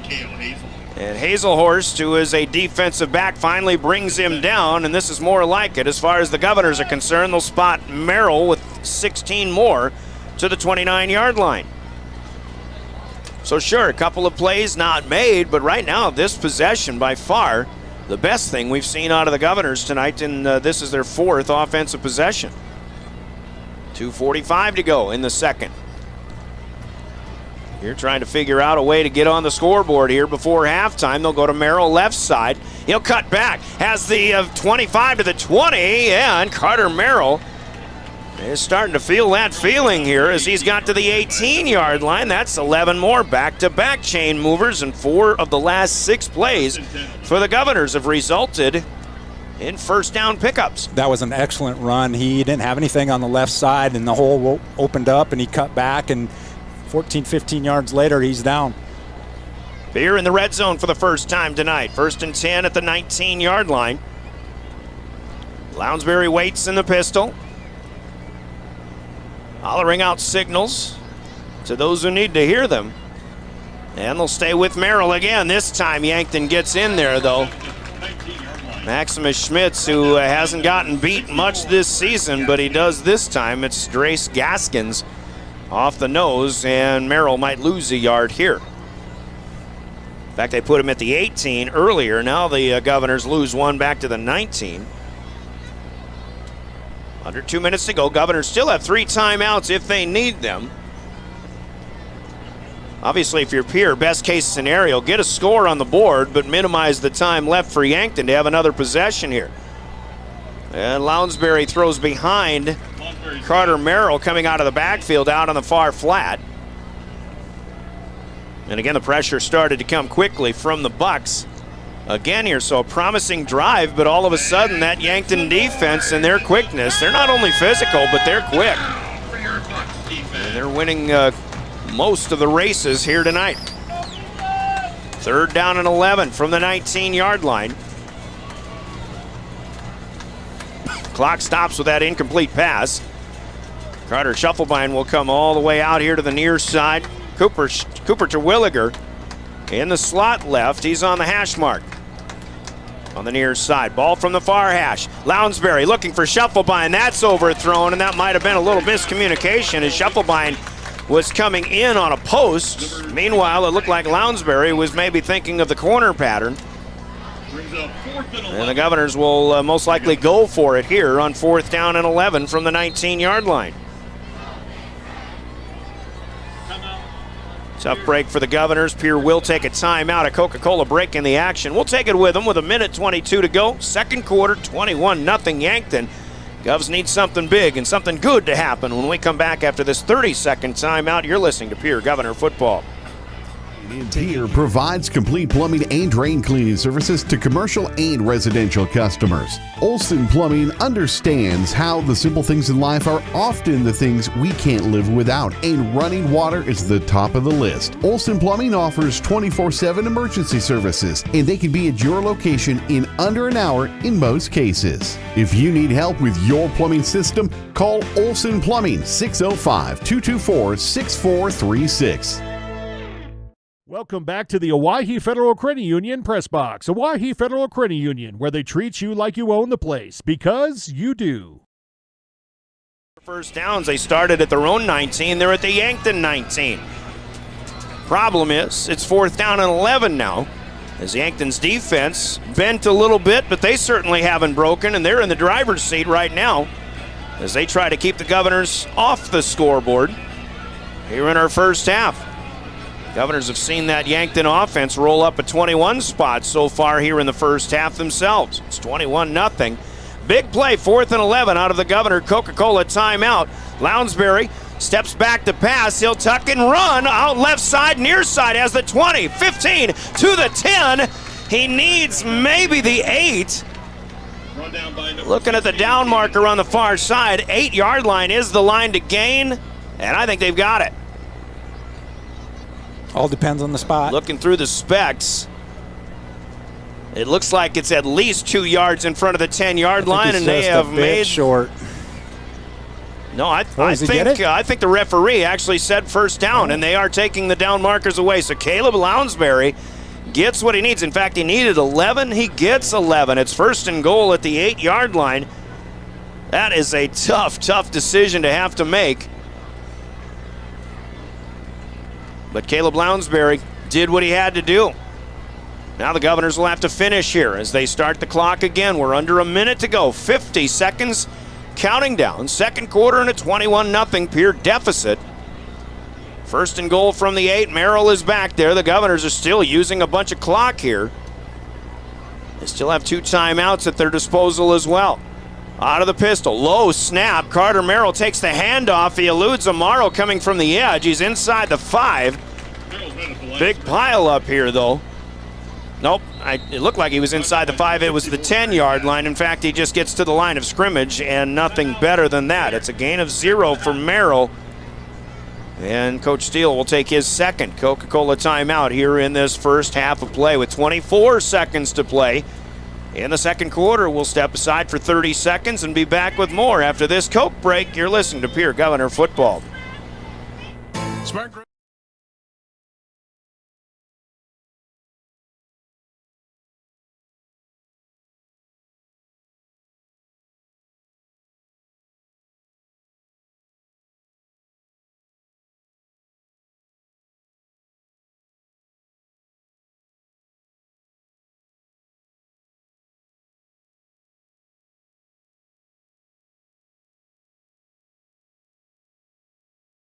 In a world that's always moving. Back to the Owyhee Federal Credit Union Press Box. Owyhee Federal Credit Union, where they treat you like you own the place, because you do.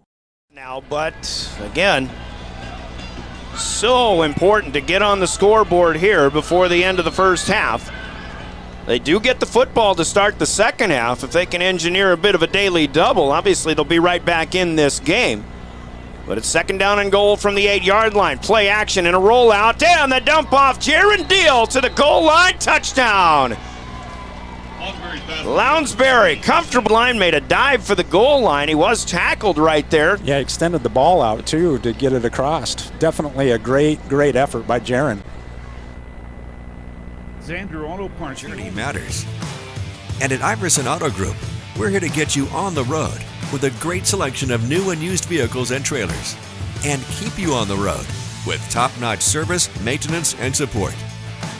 Every mile of your journey, the experienced team at Iverson Auto in Mitchell and Huron are here to help.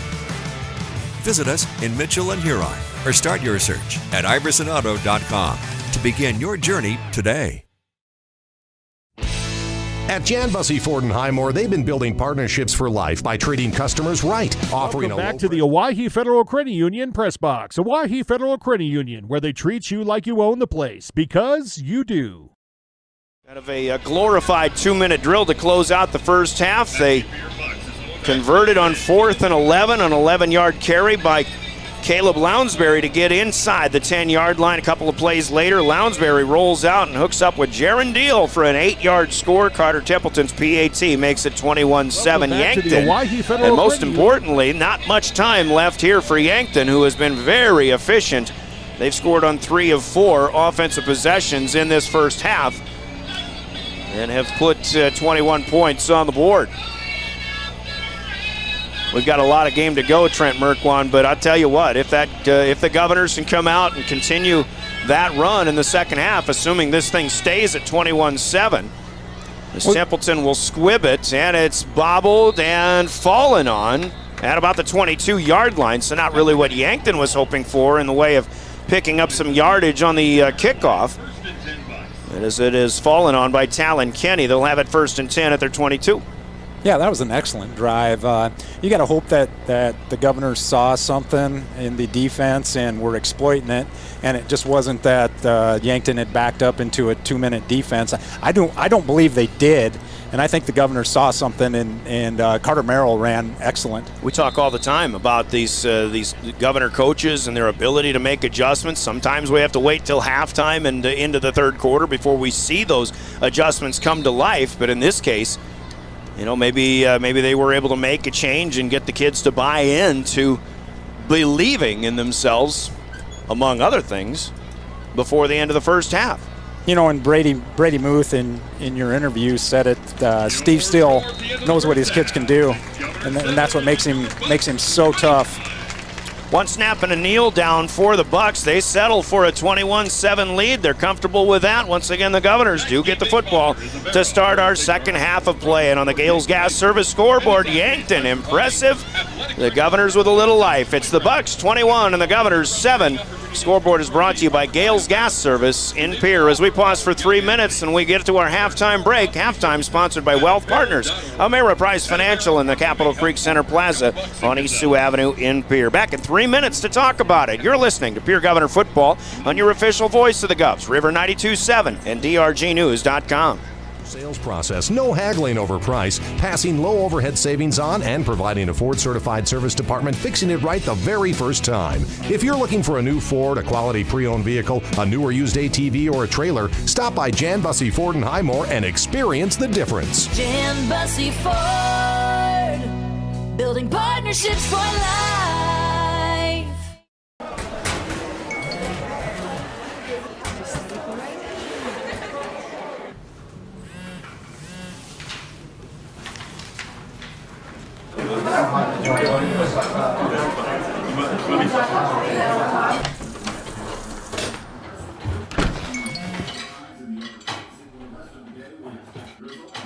When the world feels big, a small note can mean everything. Find mental health support at sdbehavioralhealth.gov. This is what matters. This is beyond X's and O's.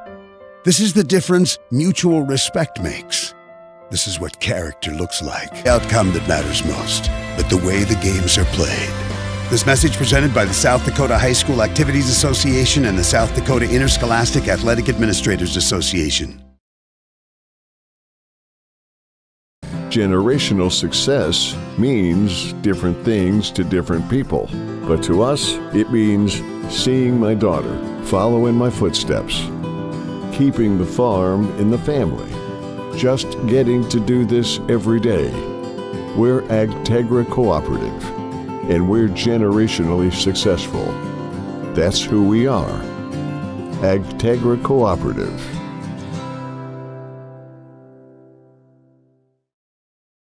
Hey Josie, why so glum, chum? I can't find a way to get my whole group to one spot without taking all these cars. You haven't heard of Denwall Transportation? They have luxury seating buses with air conditioning, outlets to charge your phone, and other must-haves for traveling. Whoa, no way! Yeah, you should check them out. Where can I find them? You can follow them on Facebook or denwalltransportation.com, or hey, let's give them a call at 605-532-3836. Denwall Transportation, let us do the driving. Now's your chance for a great deal on smoking fast fiber internet from Venture Communications. Upgrade to the speed you need, up to 1 gig. And with whole home Wi-Fi included as part of your service, experience no-lag gaming, your favorite music, web surfing, HD video streaming, and connect to the latest smart devices. If you're ready for an upgrade, call or visit Venture Communications online. Allied Plumbing and Heating is your contact for business, farm, commercial, and residential plumbing needs located in Pierre. No job is too big or small for Allied. Put our over 50 years of experience to work for you. At Allied Plumbing and Heating, the only surprise we want for our customers is how fast they get the job done. That's why we offer free estimates on every single service, no hidden charges. Give them a call today at Allied Plumbing and Heating. Remember, you can rely on your allies. John Hoffman Electric is your neighborhood electrical service contractor, and so much more. No job is too big or too small for our team of professionals. We pride ourselves on keeping up with new technologies, such as Aerial, an augmented reality visual tool used to customize and experience a finished space before breaking ground. So whether you're building new or renovating a home, farm, or commercial space, let John Hoffman Electric light the way. John Hoffman is a proud sponsor of all local activities broadcast on Live Ticket TV. Protect what matters most with the Brittany Scheffelbein Agency, American Family Insurance. Our personalized insurance solutions ensure you're covered, no matter what life throws your way. From home and auto to farm, commercial, and life, we tailor policies to fit your unique needs. With our dedicated team and exceptional service, you'll have peace of mind knowing you're in good hands. Contact the Brittany Scheffelbein Agency, LLC. Best of luck in today's competition to the Pierre Governors from Black Sheep Agronomy, your local agronomy experts. Black Sheep Agronomy wants you to have a successful farm plan, and they're focused on products and practices that work in this region. As community members themselves, Tyler, Tice, and Austin support area students who work hard in their school and extracurricular activities. Good luck, Governors from Black Sheep Agronomy. Call 842-6104 for all your agronomy needs. Stay in a beautiful Black Hills vacation home, the Summit on Dancing Sky near Leeds, South Dakota, in the popular Powder House Pass development. It's a modern rustic design with over 5,000 square feet, 6 bedrooms, and 5 baths for you to enjoy. You'll get gorgeous views of the Terry Peak Mountain Range. There's a community pool to enjoy, and you're close to all the attractions like Deadwood, Sturgis, Spearfish, and a whole lot more. The Summit on Dancing Sky. Visit them at dancingsky.com. Agriculture is like no other business, which makes Farm Credit Services of America like no other lender. Owned by the farmers and ranchers we serve, our customers have a voice in how we work, a stake in what we do, and share in our success. Discover a lender that works for you at Farm Credit Services of America. At Dakota Behavioral Health, we offer comprehensive mental health services, including medication management. With offices in Pierre and Winter, we provide in-person and telehealth appointments to fit your schedule. Whether you're managing anxiety, depression, stress, or other concerns, our compassionate team is here to help. We are currently accepting new clients, so take the first step toward better mental health today. Call Dakota Behavioral Health at 605-702-6769 or visit dakotabh.com to schedule your appointment. Fentanyl is a powerful synthetic opioid, up to 100 times stronger than morphine. Even a tiny amount can be deadly. It's often mixed with other drugs without your knowledge, increasing your risk of overdose. Protect yourself and your loved ones and avoid unknown substances. Stay informed, stay safe, and remember, One pill can kill. For more information on fentanyl prevention, visit your local health resource or speak to a healthcare professional today. This message was brought to you by the Great Plains Tribal Opioid Response, so that the people may live. Explore the 2023 Lincoln Navigator at Capital City Ford in Lincoln. Every time you approach your Lincoln, you'll receive a re-carpet welcome. Twin turbocharged 3.5 V6 engine with auto start-stop technology, you'll travel confidently with technology that meets all your needs. Now you can get the 2023 Navigator for 5.9% at 72 months. Stop in to see the full vehicle lineup at Capital City Ford in Lincoln. Capital City Ford in Pierre, South Dakota. Futures aren't made by accident. They're dreamt, they're planned, they're discovered. At Northern State University, futures are the result of hard work and grit. NSU is an academic powerhouse with a spirit of exploration and genuine support, where professors know your name and push you to discover what you're truly capable of. But don't take our word for it. When you experience Northern, you'll see the difference here. The Best Western Ramkota Hotel in Rapid City supports all South Dakota student athletes and their families. They are conveniently located off Interstate 90, close to downtown and minutes from the beautiful Black Hills. The Ramkota offers sports and family-friendly rates. Guests can relax for free in the indoor water park. They have 36,000 square feet of banquet and meeting space, and the award-winning Minerva's Restaurant and Bar is located on site. Best Western Ramkota welcomes everyone to beautiful Rapid City, South Dakota. With our new online loan application, you can go to our website and apply for a loan when it's most convenient for you. We make getting loan approval fast and easy. Our local lenders are available to assist you if you have any questions. We make it pain-free to get that loan you've been wanting. We're an equal housing lender. Owyhee Federal Credit Union, your hometown credit union since 1955. Federally insured by NCUA. Get your sprayer ready for winter with Grossenberg Implement's Service Department Winterization Special going on now.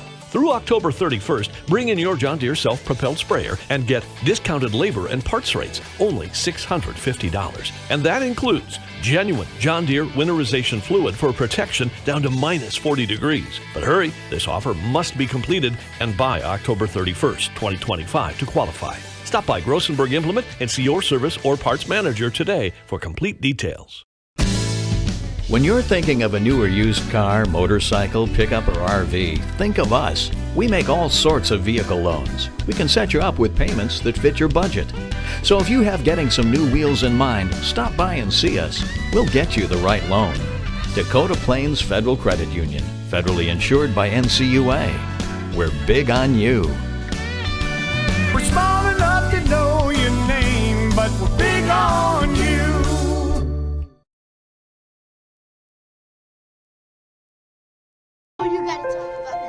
The innocence of youth. Is there anything any better? But soon they'll be in high school and facing all the same challenges you faced. How to make friends, how to fit in, how to be cool.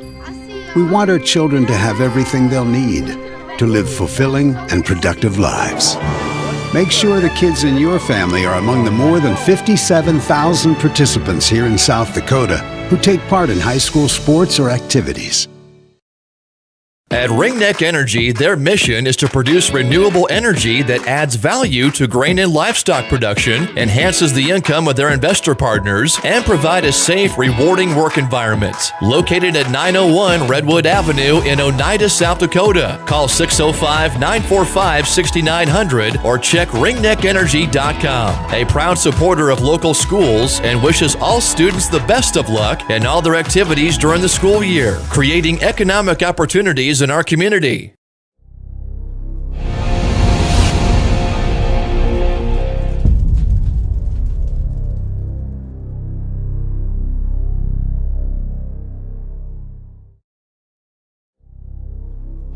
Ready to gain an edge in your career? Tide Machinery's Service Technician Apprenticeship Program is designed for anyone wishing to become a diesel mechanic working on Case IH equipment through full-time, on-the-job training. Enjoy hands-on work experience, learn from factory-trained service experts, and apply your knowledge from school directly to your work with this unique program opportunity. Become a titan in the industry and grow with a dealership that invests in you at Tide Machinery, Highmore, Miller, and Pierre, your local Case IH dealer. Visit TitanMachinery.com/careers to learn more.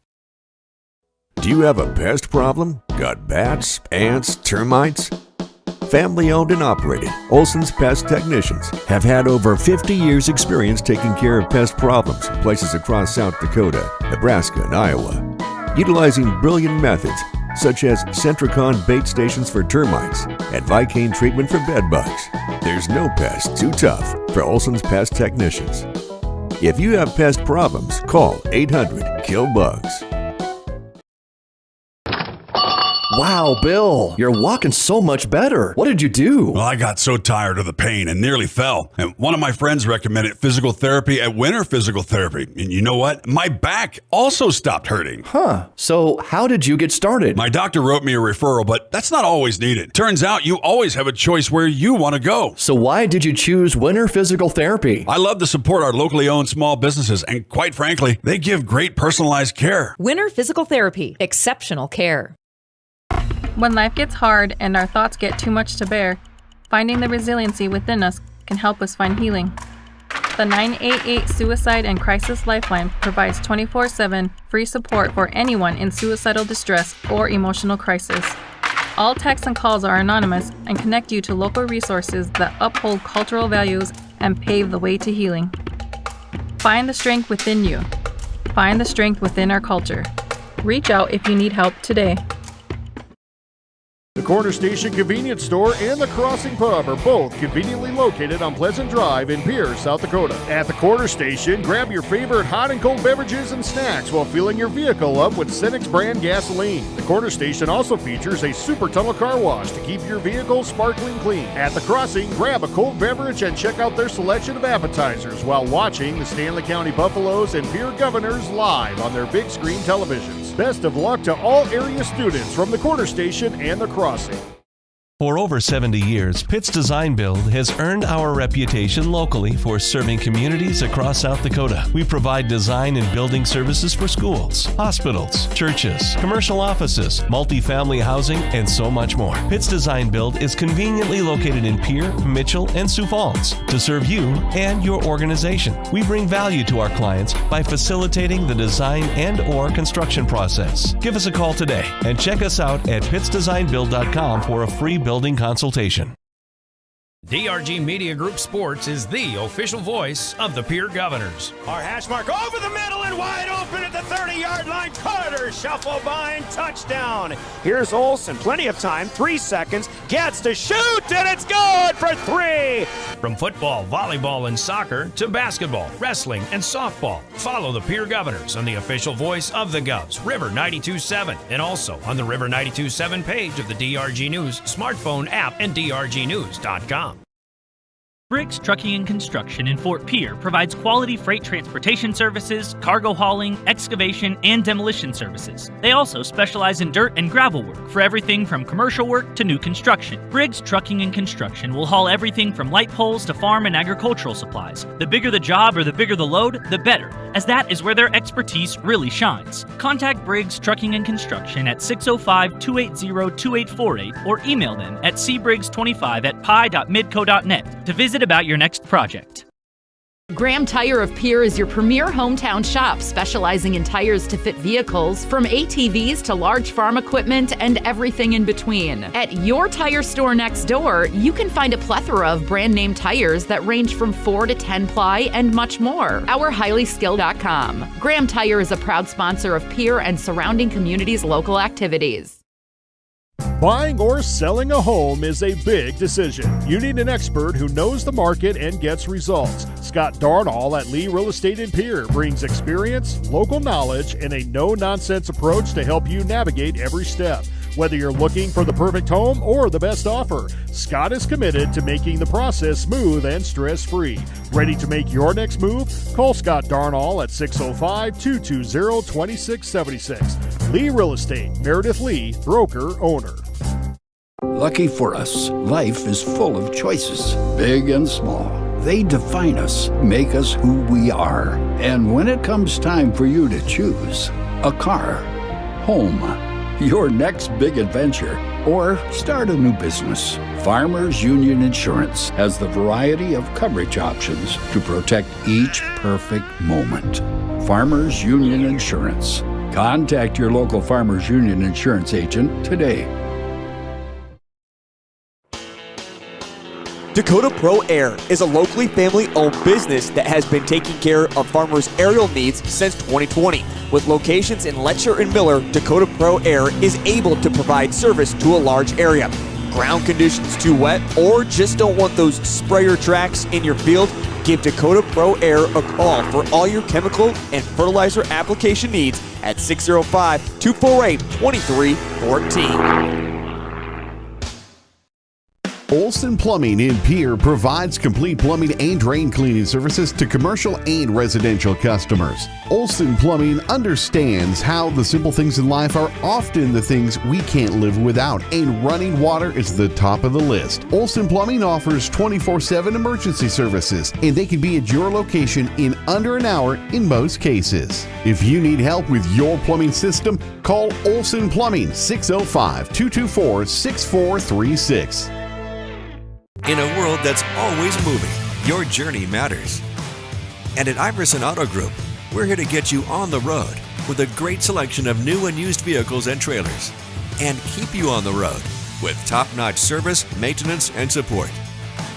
Every mile of your journey, the experienced team at Iverson Auto in Mitchell and Huron are here to help. Visit us in Mitchell and Huron or start your search at iversonauto.com to begin your journey today. At Jan Bussey Ford & Highmore, they've been building partnerships for life by treating customers right, offering a low-pressure sales process, no haggling over price, passing low overhead savings on, and providing a Ford-certified service department fixing it right the very first time. If you're looking for a new Ford, a quality pre-owned vehicle, a new or used ATV, or a trailer, stop by Jan Bussey Ford & Highmore and experience the difference. Jan Bussey Ford, building partnerships for life.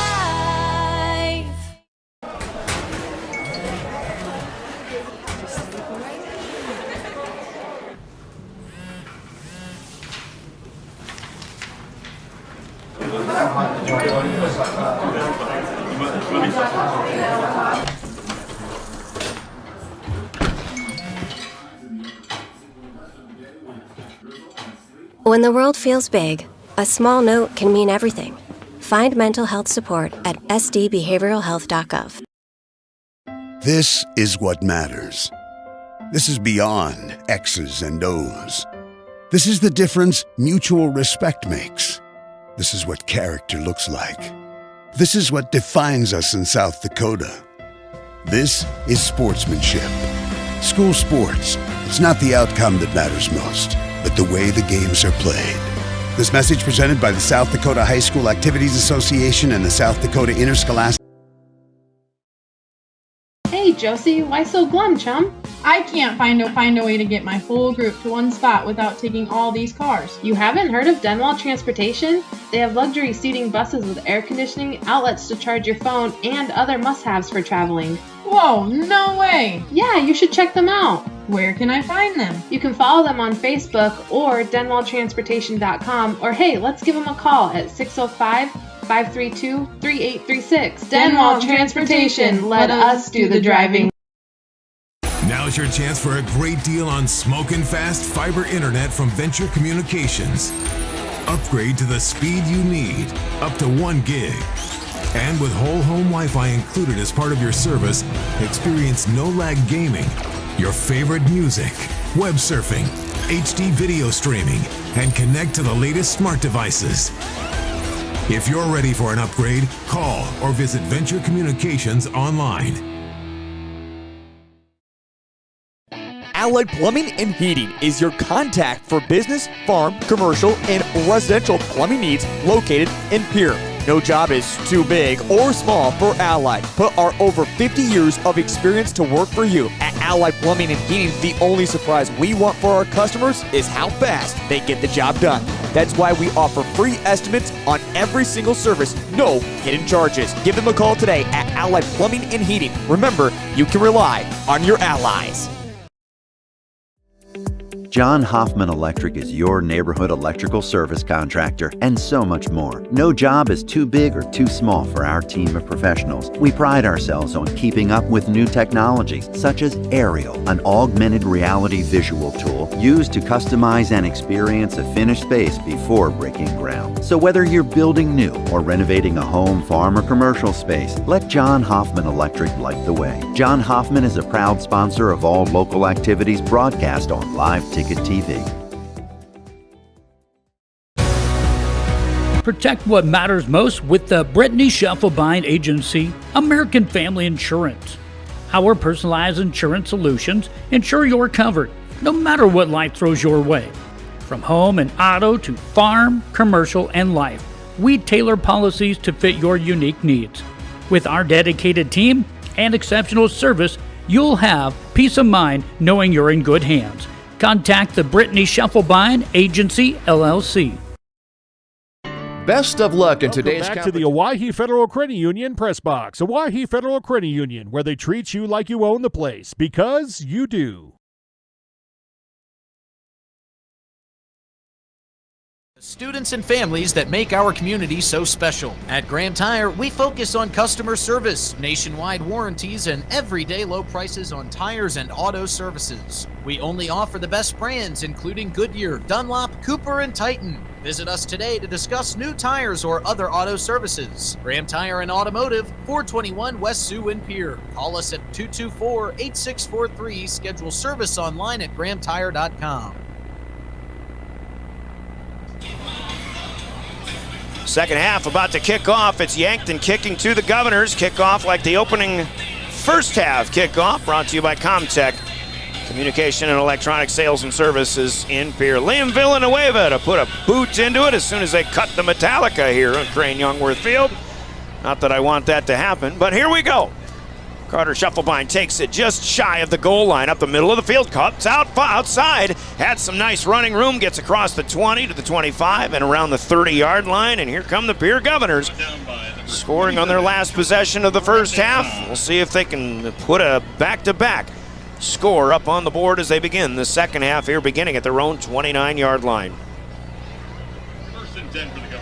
Ryan Oakland along with Trent Merkwan on the call here tonight, the Hall of Famer, along with Caleb Brozick on camera for Live Ticket. Hope you're watching this one and enjoying the call and the video at drgnews.com and the River 92.7 page, or through the Pierre School website at gogovs.live. William Wilson and Cashton Seaboy running the show in studio. Here comes Carter Merrill with a big play to start the second half. Just a little zig and a zag and an up and an out and a straight up again. Carter Merrill runs through the right side of the offensive line, and so far on one play, Trent Merkwan, that Governor offensive line, has figured something out, and they bust Carter Merrill for a 19-yard gain. You know, Maxim Schmitz right now is dominating his guy, but he also double-teamed number 11 for Yankton on that deal and opened up a huge hole, and Carter's just picking holes. He's making it look easy. It's not that easy, but he's making it look easy right now. Yeah, you take Edley Amaro off of that edge, and that'll spring your ball carrier, no problem. Jaron Deal slot left after going in motion. Pitch it back that way. Merrill 30 to the 25, down to the 23. That's 29 more for Carter Merrill, who's got 48 yards on 2 carries to start this second half. You know, and that's the same play they ran in the late in the second quarter, where he cut back, and he did the exact same thing, the exact same play, and the exact same defensive set.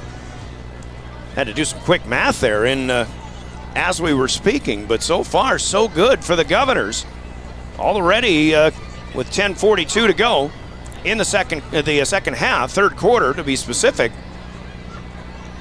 Governors are knocking on the door of the red zone. They're at the Buck 23. Cooper Terwilliger trying to help lead the charge on the right side. Another pitch to Merrill near side. and the short side of the field. He'll be dropped for a gain of 3 this time to the 20. You know, not much there, but he still gets 3. Early in the game, when there wasn't much there, we were getting nothing. He lowered his shoulder, put the boom to him. He got what he could get. Important for the Governors right now to get into the red zone, keep the pedal down here as they're off to a fast start here in the second half of play.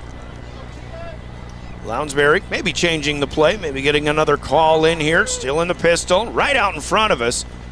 We get a good view on it here as the Governors moving left to right. They'll go out wide receiver screen. Shufflebein trying to get to the edge. He is tripped up on a nice play. And I've got 25 on this one. That is Brennan Gilmore, who broke off of the lead block, and Shufflebein dives ahead to the 19. Could have been better, but it's just a gain of 1 yard. You know, I think he really thought he could get to the outside there. His blocking actually was to the inside. Jaron Dill had the guy sealed. However, he knew he wasn't going to get as many yards as he could break that one tackle to the outside. 3rd down and 6 now. Yeah, I saw the same thing on that one as well. 3rd and 6. Floater, Shufflebein. Oh, he catches it, but he's out of the end zone. Just a little too much. A great catch against Carter Boomsma for Carter Shufflebein. But when he comes down, his feet are on the white, out of the back of the end zone. You know, what a great catch. Even though he's out of bounds, it's still just a great catch and a great football play. 4th down and 6, the Governors. I imagine we'll go for it here. They have it at the 19-yard line. They scored on their final possession of the first half, helped out by a 4th and 11 conversion in which Caleb Lounsbury tucked and ran and got exactly what he needed. 2 receivers left, 2 receivers right. Terwilliger is slotted left. Haven't heard from him much. This pass is tipped as they were looking for shots for Lincoln Dilgis, but there's a flag in the defensive backfield. Trent Merkwan says possible defensive holding here. And if that's the case, definitely defensive holding. It should be a first down for the Governors, 4th and 6, and this would be a 10-yard penalty. Of course, in the NFL, it's a 5-yard penalty, but an automatic first down. Before the pass was thrown, holding on the defense, number 1. Carter Boomsma. Well, it's half the distance because from the 19 you're inside the 20, but a would-be 10-yard penalty. They have it spotted at the 9-yard line now, though. And Yankton helps the Governor cause. It was a good play up front to get a tip on that pass. Lounsbury going on the slant to Dilgis.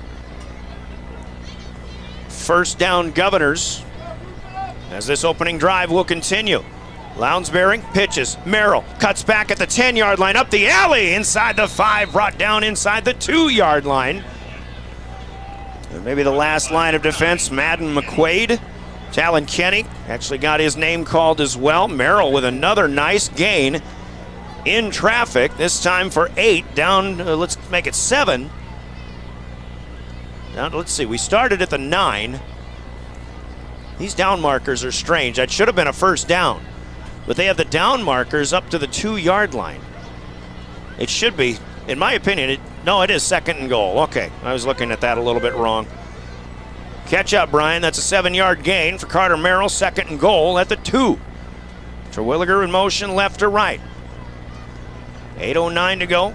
3rd quarter. Stay with Merrill. Behind Terwilliger, touchdown. Carter Merrill from 2 yards out, and the Governors do get that daily double to score at the end of the first half, to open the second half with another touchdown, and it's 21-13. Carter Merrill's just putting this team on his back and say, right along with me, you know, that what an outstanding last 2 possessions for Carter Merrill. Yeah, he had gains of 16, 16, 11 on that last drive of the first half. Started this drive picking up 48 yards on 2 carries. And he gets the last 2 as well. Carter Templeton's PAT is good. We've got a new ball game. 8:02 to go, 3rd quarter, 21-14. We'll see if the Governor defense is up to the task when we come back after this 30-second break. You're listening to Pierre Governor Football. Sandro To the Pierre Governors from Black Sheep Agronomy, your local agronomy experts. Black Sheep Agronomy wants you to have a successful farm plan, and they're focused on products and practices that work in this region. As community members themselves, Tyler, Tice, and Austin support area students who work hard in their school and extracurricular activities. Good luck, Governors from Black Sheep Agronomy. Call 842-6104 for all your agronomy needs. Welcome back to the Owyhee Federal Credit Union Press Box. Owyhee Federal Credit Union, where they treat you like you own the place, because you do. Seconds, the opening kickoff return included. Carter Merrill, who picked up 60 of those 71 yards, runs it in from 2 yards out. Carter Templeton's PAT makes it 21-14, and the Governors were helped out big time by a defensive holding to convert on 4th and 6 in the red zone. Certainly don't want to look past that, but Yankton has been prone and susceptible to yellow laundry on the field tonight. Their 7th penalty, and that one certainly was a huge help to the Governor cause. Here's Templeton's kick. High end over end, fairly short, taken at the 16-yard line by number 16. It's taken and brought down by the Governors in pursuit. That's a good response. First things first for the Yankton Bucks and their special teams. 1st and 10 Bucks. And they'll have it just across the 50-yard line into Pierre territory at the 49. Second time Yankton will start a drive in Pierre territory tonight. They lead 21-14. Again, Yankton is so far 3 for 4 on offensive possessions, not counting the kneel down to close out the first half. Here comes Tate Bestie, and see how efficient they can continue to be. Jace Sedlacek on a jet sweep pitch pass. He bounces off defenders, and as he tries to stiff arm Porter Hunsley will not give in. Sedlacek ran a long way, but he only picks up 2 or maybe 3 yards to, it looks like, the 46. Hunsley did a good job defending on that one. They did a nice job of stringing that out and forcing him all the way to the outside. 2nd and 7 here. Near hash mark, Yankton moving from right to left. West to east here, but a nice night in Yankton. Now sideline pass, that's O'Brien who makes the catch. He sidesteps Hunsley, and then Logan Whitty ultimately runs him out of bounds with a push at the 21, maybe the 20. That's a good move first off for Abe O'Brien, and it looks like, and from what Coach Muth had mentioned about him and the game he had last week, this kid is really starting to play the wide receiver position very well. 26 on this one for O'Brien, his 5th catch of the night. 2 plays, and Yankton already in the red zone here as they try to respond. Bestie on the option, fakes the pitch, cuts up inside the 20. 2 Governors are there to bring him down, and one of them, including Hudson Schaefer. And it'll be spotted at the 19. We'll give him just 1. As Bestie on the keeper. Governors will try to minimize the damage once again here. Bestie, quick rollout to the right side. Got a lot of running room, even had a receiver out there, but the Governors take a long time to get way out there to the far side. And Bestie's all the way inside the 10, and he'll run it out of bounds. What, if that offensive line is doing the job, or if just the lack of recognition by the Governor defense on the far side? Either way, it's 1st and goal at the 7 for Yankton. Bestie takes the snap, option left, he stays with it, keeps it himself, he eludes 1 tackle, he will not get away from the linebacking core though, and Lincoln Schonard will meet up and push him back. Might even lose a yard on this play, depends on the spot, but it is still 2nd and goal. Yeah, I think I've got him for a loss of a yard on this play, 2nd and goal at the 8. Halfway through our 3rd quarter, the Governors have scored to make it 21-14. Yankton trying to respond. Again, 2nd and goal at the 8. On the far end to our left. Owen Eidsness shifting left to right in motion. Bestie will take the pistol snap. Has the running back out on the flat. He doesn't see him. Now he tucks and runs left, cuts back up the middle of the field, fake the pass. And he's in for 6. An 8-yard touchdown run for Tate Bestie, the quarterback. And Yankton does respond as they up their lead to 27-14 with 5:40 to play here in the third. Now Bestie, it looked like he had Sedlacek easily out on the flat, but he just extended the play a little bit, and even running back to his left, and then when he was able to cut back up the middle of the field, just had all kinds of room to run. Yeah, he had 3 options to score there. He had Hazelhurst open too on the right-hand side.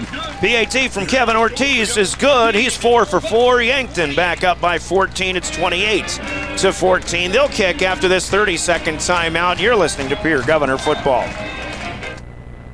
Black Hills Vacation Home, the Summit on Dancing Sky near Leeds, South Dakota, in the popular Powder House Pass development. It's a modern rustic design with over 5,000 square feet, 6 bedrooms, and 5 baths for you to enjoy. You'll get gorgeous views of the Terry Peak Mountain Range. There's a community pool to enjoy, and you're close to all the attractions like Deadwood, Sturgis, Spearfish, and a whole lot more. The Summit on Dancing Sky. Visit them at DancingSky.com. Welcome back to the Owyhee Federal Credit Union Press Box. Owyhee Federal Credit Union, where they treat you like you own the place, because you do. It only takes them 2 minutes and 12 seconds after a long kickoff return. Tate Bestie, who hooked up with a nice gainer to Abe O'Brien along the way of 26 yards. Bestie runs it in from 8 yards out on the scramble. Kevin Ortiz with the PAT, 28-14. Yankton responds after the Governors start the second half with their second straight touchdown themselves. So we've got a good one. Now it becomes a question, Trent Merkwan, of which defense can stop the other here through the second half. So far, so good for both teams offensively. Yeah, both teams' offenses are clicking right now, and hopefully that keeps going right now as we're about to receive the football. The Governors receive the Liam Villanueva kick right to left. This kid can boot him. This is Shufflebine back to the 1 yard line again. Starts out left side and not much running room. He will cross the 20, dives to the 24 as Yankton special teams doing a good job here.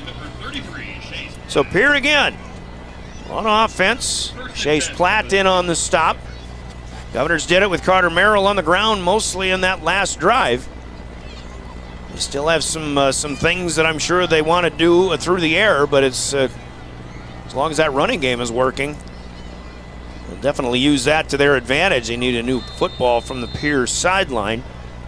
And as we start up with 5:34 here in the third quarter, Governor football, but again trailing by 2 scores, 21-14. Terwilliger moves over to the right side. 2 receivers added to the right side as well. Here's Merrill coming this way, and from the far hash to the near hash across the 25 to the 28-yard line. Gaskins runs him down. Those big fellas on that D line moving very well. And what's Carter Merrill got going on here? A little bit of a cramp here at the end of a 4-yard pickup. He's got an issue with his right foot right now. And he is going to hobble off the field. Make the referee take a timeout instead of us take a timeout. So Merrill for 4. By the way, 60 yards on that opening drive of the second half has Carter Merrill over 100. I've got him at 110 now. And now you only got 2 seconds on the play clock. That's a good point, but they do get the snap off. Lounsbury fakes the throw. He pulls it down, and then he'll find Cooper Terwilliger on the near sideline, who has it across the 35-yard line. That's a great play by Lounsbury, who was wrapped up, I believe, by Edley Amaro. But you just look for your safety valve. In this case, that's Terwilliger up across the 35, spotted to the 37. First down, Governors. 9-yard gain this time. That's Terwilliger's first catch, in fact. His second target. Carter Merrill, who came out late in the game against Brookings last week, due to a cramp, is still out here. It's Kea Ducheneau, the senior, who has run the football very well in Merrill's absence. He is in now. He'll be the featured back. Governors with 2 receivers left, far side. Quick throw out that way. Here is Shufflebine. He cannot get away from the grasp of the defensive back, who will bring him down, and that is number 16, Tegan LaCroix, who's making some nice plays Second and 10. You throw that quick hitter out to your wide receivers, little wide receiver screen. It's all up to the other guys to do the blocking, and in this case, it didn't materialize for Jaron Deal and the Governors. Third catch for Shufflebind, but his last two have only been for a combined 1 yard. 3.5 minutes to go, third quarter. Second and 10. Lounsbury deep over the middle and off of the fingertips of Jaron Deal.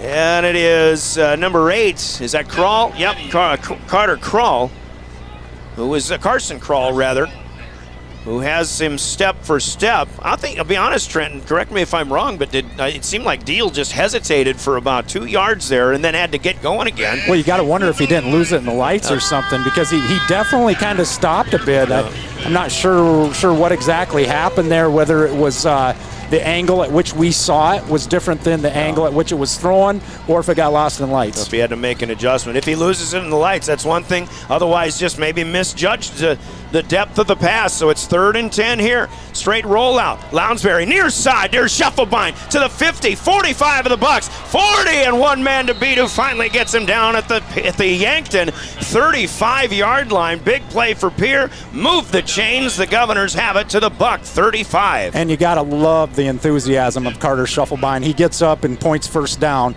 You know, you need a little of that on a team, and when you need a little of that when you're playing in Yankton. Absolutely. 28 this time. Big play for the Governors. Biggest play for Shufflebind tonight. That's the first time he's gotten a double-digit gain through the air. 3 minutes to go.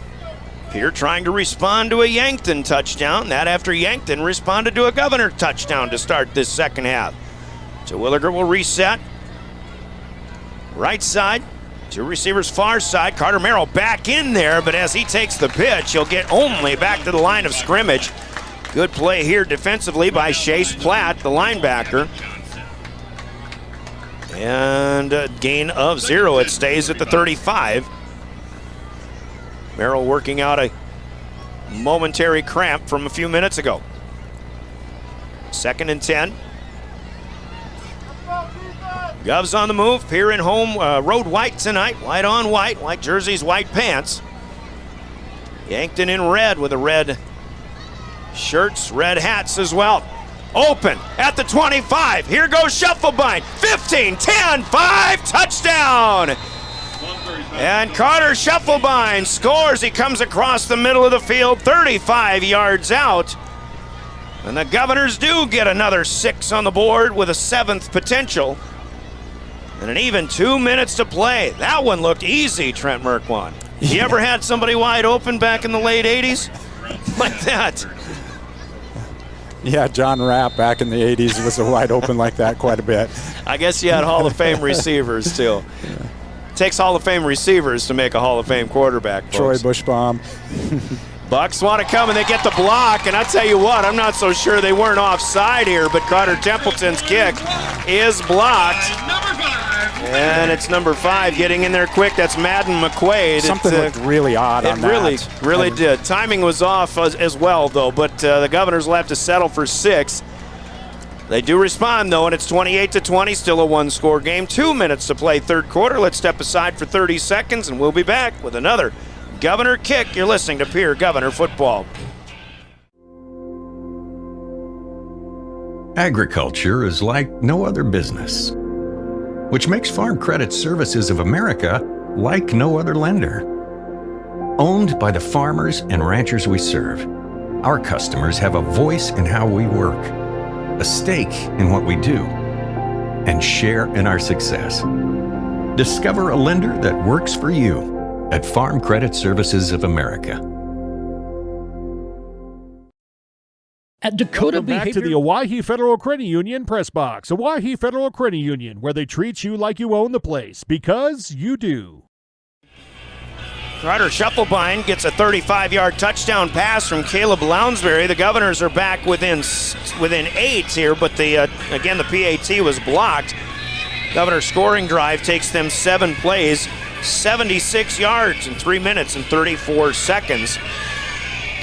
Talking in the break here about Carter Shufflebind, however, he made a great play, but Last week he got called for taunting, and it looked like he was kind of looking back at the defenders on that play too, as he had an easy run after catch for the score. Squibber here in Templeton makes a nice kick. Tegan LaCroix will pick it up on 3 hops. Far side to the 25 and the 30. Can't slip out of the tackle this time. Yankton will not have as good a field position as they had last time, and I think the squib kick was certainly by design because the Bucks had it at the Pier 49 on their previous possession. Now they've got a 70-yard field in front of them. You know, the difference between this kickoff coverage and last kickoff coverage is George Rapp did a nice job forcing the Yankton Buck return man inside. Last time he let him get outside. This time he forced him inside. All the difference in the world.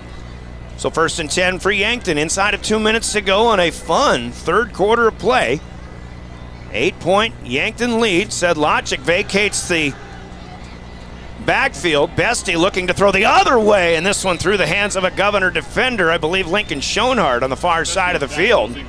He's looking for Krull, or rather Talon Kenny, who is coming off, and Cale Hazelhorst back in. Certainly one to Bestie this evening. About 159 yards passing. He's looking for more, throwing against the grain again. Near side, and a rare miss for Bestie, looking for Owen Eidsness just shy of the 40-yard line. Eidsness dives, but he can't get to it. And a couple of pass plays here where finally Tate Bestie has not looked like, well, as good as he has for 2.5 quarters so far tonight. We'll see if that continues. 4 wide, 2 either side for the Bucks here. It's 3rd and 10 with 1:42 still to go in the third. Governors have a lot of defenders up on the line, and now they're looking to go long against for Eidsness, but that one way overthrown. Porter Hunsley the closest to him, and as good of a defensive set for the Governors as they've had all night long. They sent the house on that deal. A fast 3 and out for the Bucks. Yeah, I just noticed. I mean, they right out here in front of us, they had probably 9 or 10 guys at least right up on the line of scrimmage. So good job by Coach Magic and company on that set. Now Liam Villanueva, who is kicking bombs in the halftime warm-up, gets a low line driver here. Scheffelbein makes the catch at the 37, spins out of a tackle, but he can't get any further as he goes far side. Boomsma hit him first, slowed him up. Well, the Governors will have the next possession here. It's only the... Well, that's the first time the Bucks have punted all night long. So if essentially just the second defensive stop. No, it's the second punt that Yankton has had. 1:27 to play. Govs have it. 1st and 10 at their own 37-yard line. This one getting fun. 28-20. Yankton still leading. They scored the first 21 points of the night tonight. And the Governors will try to keep that offensive momentum coming. 3 receivers right, play action. Lounsbury back, he's got Terwilliger wide open, but he overthrows him by 2-3 yards. Number 21, Gavin Johnson. The Governors tried to go for the downs on this one, and Lounsbury with a little bit of adrenaline, and you can't fault him for that, but he just makes throwing look so easy, though. It doesn't look like he's overthrowing once he releases, but my goodness, just a few yards too long this time, and the Governors miss on another golden opportunity. They'll try again. 2nd and 6. Lounsbury comes near side, and he throws behind Terwilliger this time, shy of the 40. So the Governors, who saw Yankton misfire on 3 straight pass attempts, are 0 for 2 this time around. 3rd and 10 coming up, still at the 37 for Pierre. You know, again, execution-wise, could be better here, Trent, on this sequence, but, you know, if you get Terwilliger in stride, you probably have a significant gain on that last play, too. You know, he deals with receivers that are super fast, and then this one timing pattern to the near side, and oh my goodness, Scheffelbein runs over a cameraman, and he might have knocked himself out. The cameraman comes up. I don't know if his camera and tripod right down in front of us will be so lucky, but Another pass that essentially was overthrown. And one of the coaches here for Yankton, I'm not so sure they aren't asking. Yeah, they're going to have an official's timeout here. And they might want Shufflebein to come off the field here and make sure he passes concussion protocol and things like that. But the Governors go 3 and out after forcing Yankton into a 3 and out. That's unfortunate that Pierre didn't get anything going on that possession. They certainly had the opportunity, but they will live to fight another sequence of plays. Lounsbury will punt for the 3rd time tonight. Owen Eidsness back deep, I believe it is. Lounsbury takes a short hop snap, and a fair catch called for and received by Eidsness at the Yankton 32-yard line. 31-yard punt, and again, the Govs have had better punts, but 31 yards, not so bad. It's just up to the defense to come up strong once again here with 1:05 to go. So oddly enough, these last 2 possessions combined by Yankton and by Pierre have taken all of 47 seconds off the clock. Bucks again at their own 32. First down as Bestie will try to right the ship this time around. The Bucks have it on the far hash mark. Sedlacek's been quiet in the second half so far. They'll hand off to him. And he started right, backpedals, and then spins up to the 35, and that'll be a gain of 3. Second down and 7 after a Sam Larson stop. In fact, that's the first carry for Sedlacek here in the second half. Yankton's 3rd offensive possession. They may want to try to bleed some clock after being unsuccessful in their last offensive set here. As we're in the final minute of quarter number 3. Sedlacek again up the seam. He's got room. Bounces out 45 to the 50. Porter Hunsley giving chase. Tries to chop at the football. Sedlacek hangs on nicely. He's into Governor territory inside the 45 to the 41. That's enough for a Yankton Buck. And the Bucks will move the chains with authority here. 24 yards, longest rushing play for the Bucks on the night.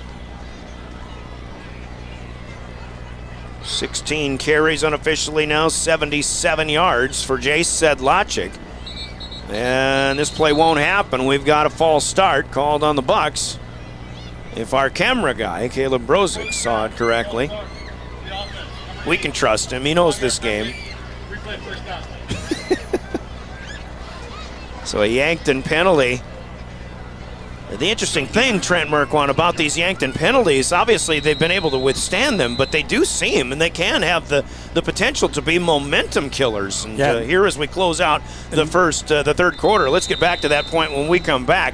Gale's Gas Service scoreboard. Governors outscore the Bucks 13-7 in the quarter, but they trail still 28-20. Scoreboard's brought to you by Gale's Gas Service in Pierre. We're back in 60 seconds for quarter number 4. Governor football is on River 92.7 and DRGnews.com. We offer comprehensive mental health services, including medication management. With offices in Pierre and Winter, we provide in-person and telehealth appointments to fit your schedule. Whether you're managing anxiety, depression, call Dakota Behavioral Health at 605-702-6769 or visit dakotabh.com to schedule your appointment. Fentanyl is a powerful synthetic opioid, up to 100 times stronger than morphine. Even a tiny amount can be deadly. It's often mixed with other drugs without your knowledge, increasing your risk of overdose. Protect yourself and your loved ones and avoid unknown substances. Stay informed, stay safe, and remember, one pill can kill. For more information on fentanyl prevention, visit your local health resource or speak to a healthcare professional today. This message was brought to you by the Great Plains Tribal Opioid Response, so that the people may live. Welcome back to the Owyhee Federal Credit Union Press Box. Owyhee Federal Credit Union, where they treat you like you own the place, because you do. 20, welcome back. Brian Oakland with a play-by-play. 1st and 15 for Yankton as they throw near side on a rollout by Tate Bestie, looking for Carter Boomsma. Incomplete. It'll be 2nd down and 15. And back to the point before the break, Trent Merkwan, these penalties for Yankton, yes, they've withstood them, but penalties can be momentum killers, and maybe right now that could be the case here for the Bucks this time. And most of them have been pre-snap penalties, which you don't expect to see in the 5th game of the year. One of the other things is we're starting to put some pressure on Vespi, and it's starting to affect the game. 2nd and 15, Bucks have it at the Pierre 46-yard line. Bestie wants to throw again. He's got plenty of time, zips it up the alleyway, and there's Cale Hazelhorst, who is blanketed by Sutton Sonnenschein, but hey, Hazelhorst has the catch at the 31-yard line. They'll pick up the 15 yards needed. And that you can thank, I believe, the protection of the quarterback this time. Tate Bestie had a lot of time to survey and finally find the guy he needed. Probably went through 3 reads at least on that play. And still had good coverage, even though he had that much time. Hazelhorst is 6'4", and he's against Sutton Sonnenschein, who's not quite that tall. Yeah. He came back to it. Bestie keeps it this time, but Sam Larson is there to stand him up. Left side of the line. Bestie goes nowhere, still at the 31-yard line, a gain of nothing. Brought down by number 47, Sam Larson. Larson continues to play well defensively. See Yankton swapping, Amaro and Kenny out. They bring Eidsness and I believe Abe O'Brien back in. Boomsma is flanked wide to the right, to the near side. And Hazelhorst slotted to the right. Once again, looking through the air. Bestie has to rush this one, and that is underthrown. Looking for Boomsma down the hash mark. Eidsness was there as well. Yankton actually had 2 guys in the same area. I don't know if that was by design, but Boomsma, I believe, he really thought that Owen Eidsness was going to catch that ball, and he didn't really make his own play on it. I really don't think Boomsma had a shot at it, though. So, 4 misses in the last 5 tries for Bestie. Now 3rd and 10 at the 10:38 mark of quarter number 4. 28-20 Bucks. Bestie will roll to the right. Flag in the backfield. Pass is caught. Great reception by Cale Hazelhorst. Sonnenschein right there in coverage at the 11-yard line, but there is a flag in the backfield. Thrown by the referee who saw all the play on the offensive line, and I imagine we've got a holding penalty that'll bring Yankton back yet again. Holding on the offense, number 64. 64 Gaskins making it official. Darren Martina. 9 penalties here against Yankton. Certainly don't want to jinx anything. The Governors have only been penalized once all night long. Yankton will back themselves up yet again, and 3rd and 10 becomes 3rd and 20.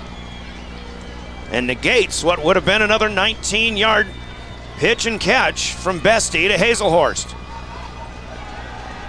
3rd and long. Yankton has Hazelhorst again, shy of a first down, but he is back inside the 30 to the 27. Nice play by Porter Hunsley. Sure-handed tackle. Yankton's decision will become, well, a little easier here to go for it as they get to the 27, a gain of 14 yards. Hazelhorst's 4th grab of the night. Now 4th and 6. Big play for the Governor defense. The clock runs to 9:45. Bestie in the pistol. 3 receivers right. Joined by Sedlacek out of the backfield in motion. Bestie steps up. Nowhere to go. The ball is loose as he get hit. The Governors get the sack. Cooper Terwilliger falls on it. A turnover here on 4th down, and it turns out even better for the Governors as they'll pick up about 5 or 10 yards on this play. Who hit him? The Governors get in there. It was Terwilliger reacting. The sack of the quarterback, the first of the night for the Governors. And the Yankton Bucks will turn it over on downs. That's a loss of 16 essentially on the play. We'll call it, let's say, a loss of 6 on the sack. Huge play for the Governor defense just when they needed it most. Now they've got it in good field position. Pierre, 43-yard line. 9:33 to go, fourth quarter. Plenty of time. The Govs have played well in the second half offensively. They want to go for the downs again. Looking long, and he's got it! Is it Shufflebine out there far side? Yes, it is. It is Carter Shufflebine, and this time it's Lounsbury hitting his man in stride. Don't ever doubt the deep ball ability of the quarterback, Caleb Lounsbury, especially when you've got Shufflebine streaking down the far side. Yankton even provided help this time.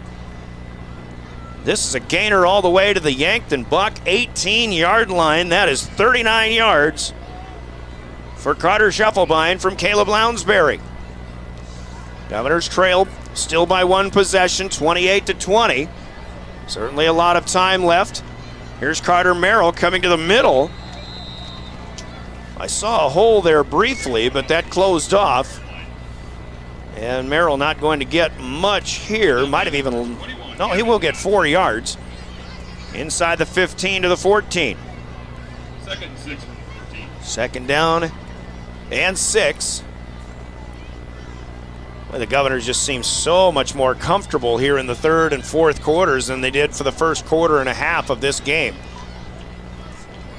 Adjustments have been made. That's typical of Pierre Governor football and Steve Steele coaching staffs. Here comes Merrill again on a pitch. He'll get to the 15, coming to the edge. He'll be spun out of bounds near the 10. Line to gain would be the 9, I believe. I think he's about a yard short. Well, we'll see where they spot. Still going to need one more. They'll spot it to the 9. Yep, on the 9. Now I've got that as a gain of 5, so 3rd and 1. Fans trying to make noise. The Governors have it on the near hash mark. On the other end of the field, though, we're way on the west end. The Governors are going into the east end. Here comes Merrill. Yankton sees it coming. Boy, they just had somebody coming off of the left side of their defensive end. That's Gavin Johnson, the rover. And he came in unblocked. Johnson saw that play coming all along. And I don't think anybody was fooled that Merrill was going to get the football. He does get back to the line of scrimmage, but now it's 4th down, and the Governors, who trail by 8, are certainly going to go for it. 4th down for the Governors. Big play again. Governor Nation going to try to make some noise, trying to get things going. Yankton wants to get the defense fired up again. Fake it to Merrill, throw it out far side, and the Governors are going to be wrapped up and come up short. They go to Terwilliger, but Tegan LaCroix is right there. He had some help. William Guzman Ugovsky is also in the area.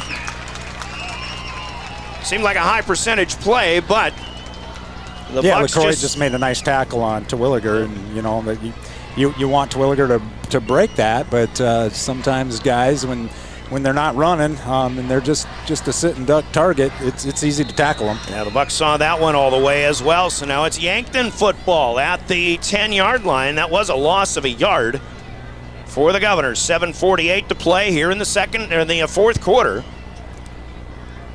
Field position in favor of the Governors now, though. And here is Sedlacek coming out from the right side. Snuck into the line of scrimmage and then bounced it out. He'll cross the 10. Porter Hunsley, I believe, gets to him. Sutton Sonnenschein gets credit for it, according to the PA guy. 4 yards, Sedlacek here. 2nd and 6 at the 14. Now it's time for the Governors to come up with a big defensive stop. We're at the 7:20 mark of the fourth quarter. It just seems like Pierre and Yankton football. Here's Boomsma, quick hitter out to the near side, and the Governors come up with another big defensive play. Logan Whitty, Sutton Sonnenschein. Yeah, Sonnenschein made a great read on that play. He's seen that coming the whole entire play, and he covered a lot of ground. No gain. They stay at the 14 on the completion to Carter Boomsma. His first catch of the night. And it's still at the 14, 3rd down and 6. Governors could use a stop, and hopefully get a punt back. And we've got movement on the left side of the Yankton line. A hard count by Tate Bestie, but he got his own guys to flinch, and the Governors stood their ground, so mark them back 5. And that'll make it 3rd and 15 back to the 9. And there again, another penalty for the Yankton Bucks.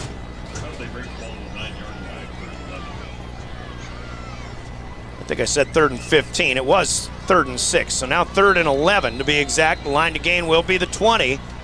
Start that clock again. 6.5 minutes to play. 4th quarter. Bestie by himself in the backfield. Actually, he's got Sedlacek back there, but well off to his right. He'll get the snap. He's looking left, tosses it out there in space, 15-yard line. Eidsness has the 20, and he'll get out there and he'll slide down before going out of bounds. You know, that's your typical pick play there, where you run another receiver into the guy that's supposed to cover the receiver, and they ran it to a tee. That could possibly be a penalty, but most of the time they're not going to call that.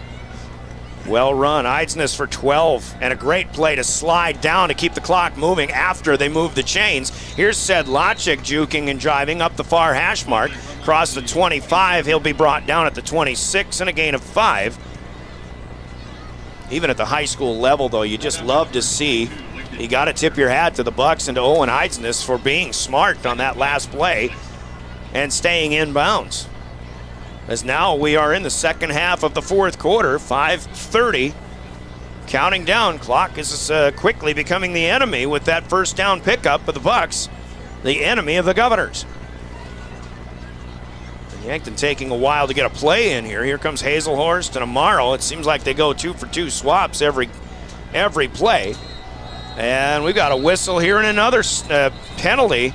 I was looking at the play clock. I think that still had 2 or 3 seconds left, but Yankton was trying to rush anyway.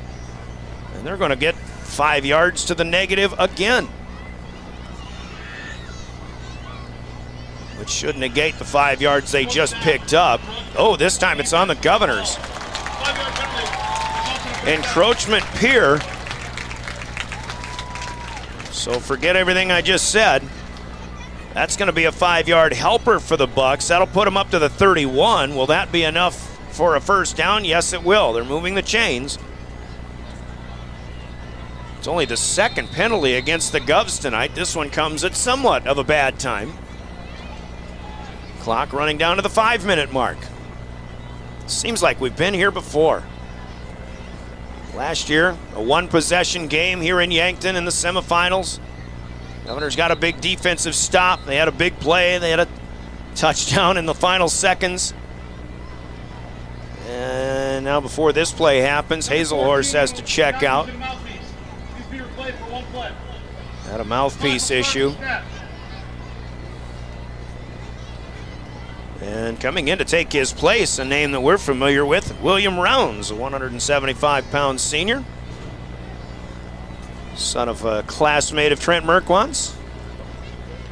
Jameson. And we got another pre-snap penalty here. Yeah. You know, Hazelhorst had that mouthpiece issue. He's got to come out for one play. That's an interesting way to get him back in there. Rounds out, Hazelhorst back in. This time it will go against the Bucks, and they'll have it 1st and 15. We're just joking about that penalty a bit, but 4:50 to play. Homecoming night for the Bucks. They get about as good of an opponent as they could ever hope for homecoming. Straight give to Sedlacek. He'll get a few yards up around the 30-yard line. Trent Merquan on homecoming night as a player, did you want somebody that you had to get fired up for, or did you want a cupcake for homecoming night and move on to party time afterwards, so to speak? Well, our coach wanted a cupcake, but I always wanted someone that meant a lot. It's always good to beat someone on homecoming night. That means a lot. So that's the way I view it too. Coaches hate it. Brady Muth says it's his least favorite time of the year. Sedlacek gets 3 to the 29. It's 2nd down and 12. You know, just look at Pierre's homecoming matchup. A tough game against Brookings last weekend, and I think that's a little bit more memorable if you want to make memories in high school sports. Here goes Jace again. Sedlacek out to the left side, 35 to the 40. And this one going to be close to a first down. Hunsley in on another stop. The chains are staying. The down marker moves. And they'll mark him shy of the 40 at the 39. So a pickup of 10, but it was 3rd and 12.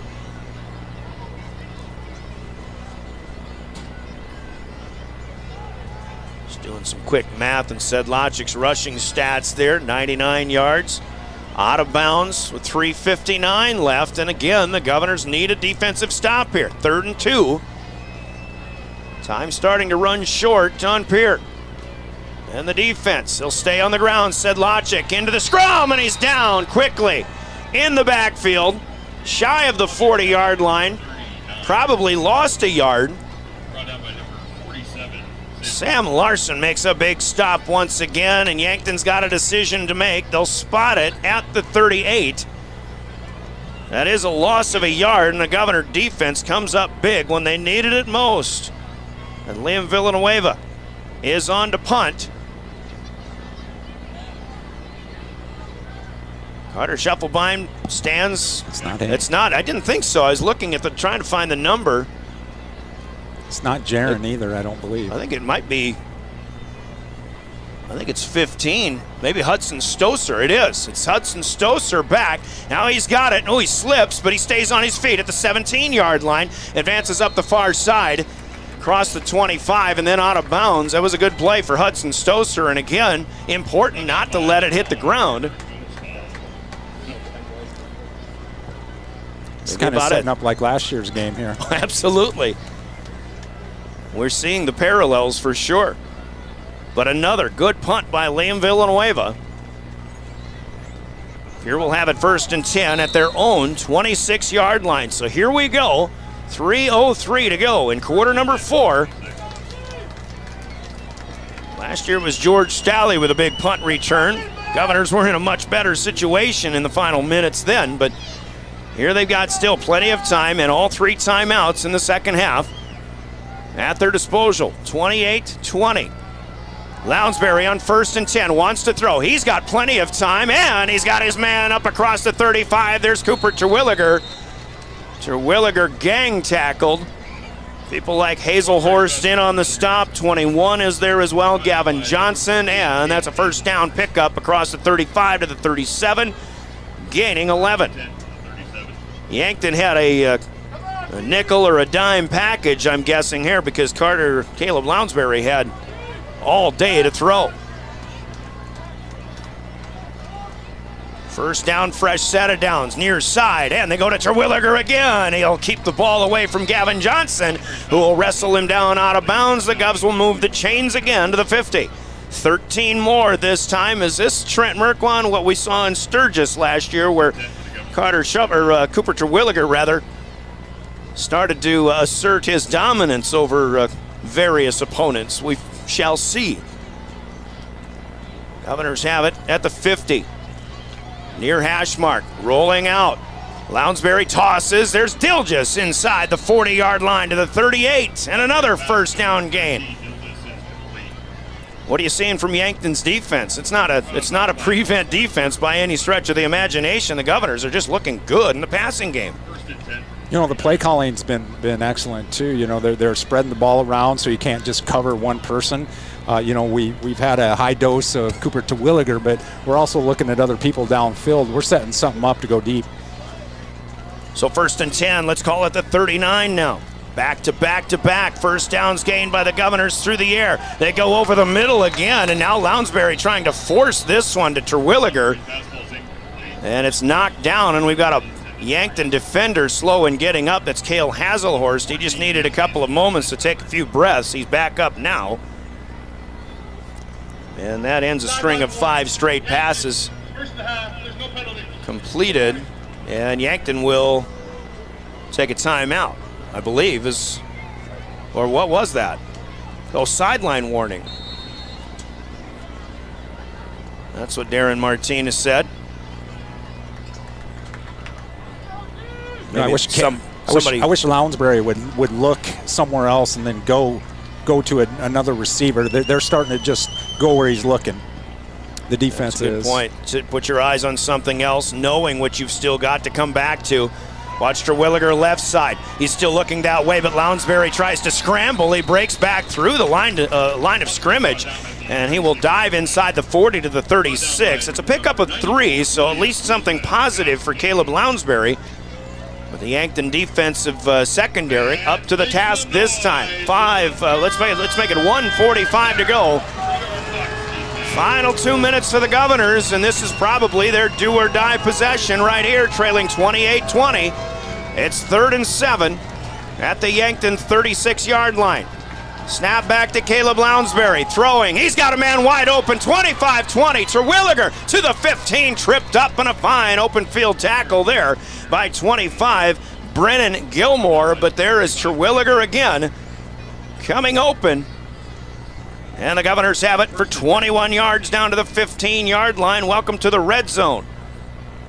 And we should mention highlight plays from Rounds Financial Services. The Governors are starting to put a few of them together. Rounds Financial Services in Pierre, where your money works for you. Hoping to get at least one more here on this drive. 1st and 10 from the 15. Rolling out right. Lounsbury pauses, and he looks for Terwilliger on the sideline, but they'll rule this one out of bounds. That was Carter Shufflebind. So good to see him back in there. And the Governors get. So back to the near hash mark to go, back to the 15. Govs in no huddle. And this is where you start to see so many similarities between Pierre and Yankton. They both would just as soon rather not huddle. Keep the clock moving. 2nd down, Lounsbury. Looking over the middle. Oh, tough play here, and Terwilliger unable to get it. Maybe knocked away, and celebrating that play is Madden McQuaid. Caleb, again, probably selling that one just a little too much. So another opportunity for the Buck fans to come to life here on homecoming night. 57 seconds to go, final minute. The Governors need a touchdown +2. Keep in mind, as they had a PAT blocked on their last touchdown. Carter Merrill in the backfield. 4-down territory. Here it comes, the slant, and a huge hit. We've got a flag in the backfield. And do we have another one on the back end of this? The slant went through the hands of the intended receiver. And it's number 5 for the Governors, which is Will Danberg. And he got hit hard at the end of that play, but I don't see a flag for a blindside hit. Now it's holding for the Governors. And I'm not saying it should have been a penalty, but you see plays like that flagged all the time when a defensive player comes up and hits a defenseless receiver. Yankton has the luxury of declining this holding penalty on the Pierre Governors, and Pierre will take a timeout because it will be 4th and 10 from the Yankton 15. 52 seconds left. Trent Merkwan, memories are made on homecoming night, and somebody's going to get one, whether you end up with a chance to spoil a homecoming night if you're Pierre, or if it's an ultimate victory for the Yankton Bucks here. You know, I was kind of trying to keep track of who they had in the game there. I definitely Will Danberg was in the game there, and I think Hudson Stocher was also in the game there on the outside. I don't know if someone got hurt that we missed, or if they just decided to go with some special package or some special play. I think the Governors have been getting pretty banged up. We've seen Shufflebind, Carter Shufflebind did get hurt down here when he ran into that camera and tripod, so his availability has been in and out, and that's when Hudson Stocer came out and was in there on that last punt return as well. And both those guys are really good football players. You know, it's just that they're playing behind someone like Carter Shufflebind. So here we go. This is it for the Govs. 52 seconds on the clock. 4th and 10. Yankton crowd is on their feet. The Governor crowd across their way also rising up. From the 15-yard line, you have to have the 5 if you're the Governors. You don't need it all. Lounsbury rolls right, has under pressure, has his man what a throw. to the 5, touchdown! What a throw by Lounsbury. The Governors get it in there. But is there a flag? There's a flag on the play. Well, it should be roughing the passer. That might be roughing the passer. The Govs will hope that's the case. What a is it throw by Shufflebine? Caleb I'm still looking for the number. It's Jaron Deal, I believe. Lounsbury is getting checked out by Sam Nas, I believe, who's made the trip here in the training staff. And your point, Trent Merkwan, Lounsbury's rolling to the right and he's throwing back to the left. He gave it everything he had. Deal catches it at the 5-yard line. Hit him in stride. Yeah, absolutely. And he goes in for 6, and the touchdown is good. And so Yankton, oh, absolutely. 15-yard touchdown. So now we're half the distance to the goal, I do believe. So yep. So here's what's happened as we recount. 15-yard touchdown, Lounsbury to Jaron Deal, and I'm pretty sure that was Deal. I never could see the number, but size and stature. We're so far away from that play. 15 yards. So on the penalty, kind of a roughing the passer it was called. By the way, Pierre is taking a timeout on this 2-point conversion. So right now it's 28-26. Edley Amaro was whistled for unsportsmanlike conduct, and he has been ejected. So he might have thrown a punch or something at the end of it, or gotten a little too much, too aggressive on the end of that play. So he has actually been ejected, and if the Governors go longer in this game and you do not have to face Edley Amaro coming off the defensive end, that certainly doesn't hurt the Governor cause. Not only that, but the Governors take the penalty, and it's half the distance to the goal on the 2-point conversion try. So they will be trying from the 1-yard line.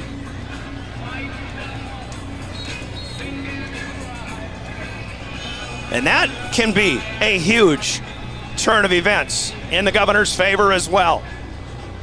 45 seconds left. Yankton had a 21-0 lead. Why else, or why would anybody believe the Governors wouldn't be capable of coming back and maybe tying this game up with 45 seconds to play? In at fullback, it looks like Maximus Schmitz. Porter Hunsley is set to take the snap. A different look. Hunsley rolls left. He's got it for 2, and we're tied.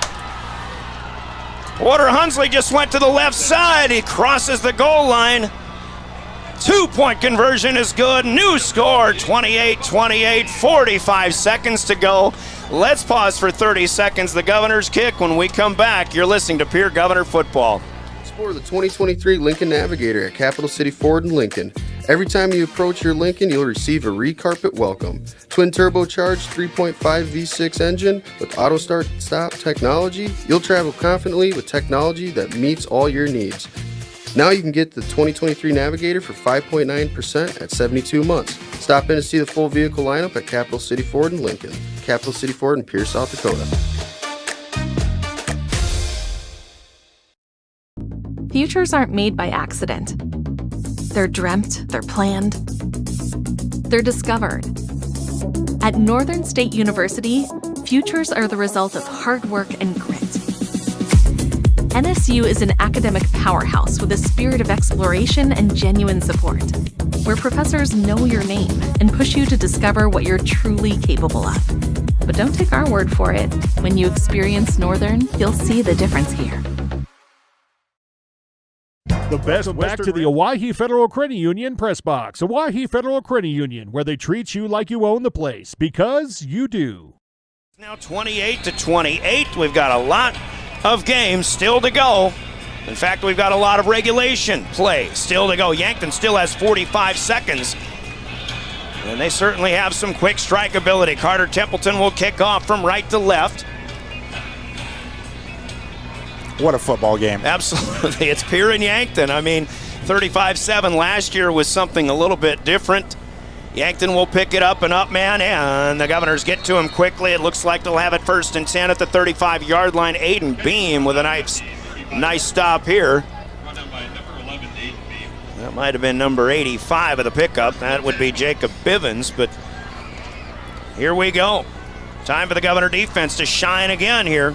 Stand their ground from the 35-yard line of the Yankton Bucks. In pregame, I was watching their kicker. He was attempting 55-yard field goals. He wasn't making them, but he was attempting them. So be that as it may. Yep.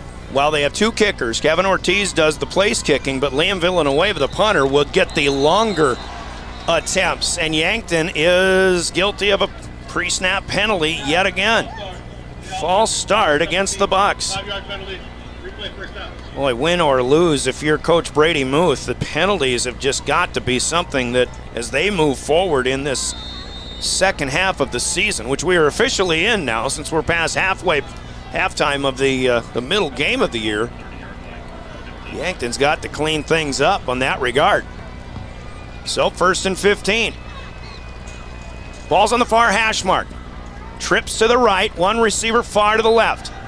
Bestie rolling this way to his right. And again, plenty of time. He'll throw underneath. He's got Carter Boomsma, who will be wrestled down across the 35 to the 36. Yankton has timeouts to use, and they'll take one here. Timeouts brought to you by Coca-Cola Bottling in Pierre. We're stepping aside for a quick 30, and we're back with a second down play coming up. You're listening to Pierre Governor Football. Dakota Hotel in Rapid City supports all South Dakota student athletes and their family-friendly rates. Guests can relax for free in the indoor water park. They have 36,000 square feet of banquet and meeting space, and the award-winning Minerva's Restaurant and Bar is located on site. Best Western Ramkota welcomes everyone to beautiful Rapid City, South Dakota. With our new online loan application, you can go to our website and apply for a loan when it's most convenient for you. We make getting loan approval fast and easy.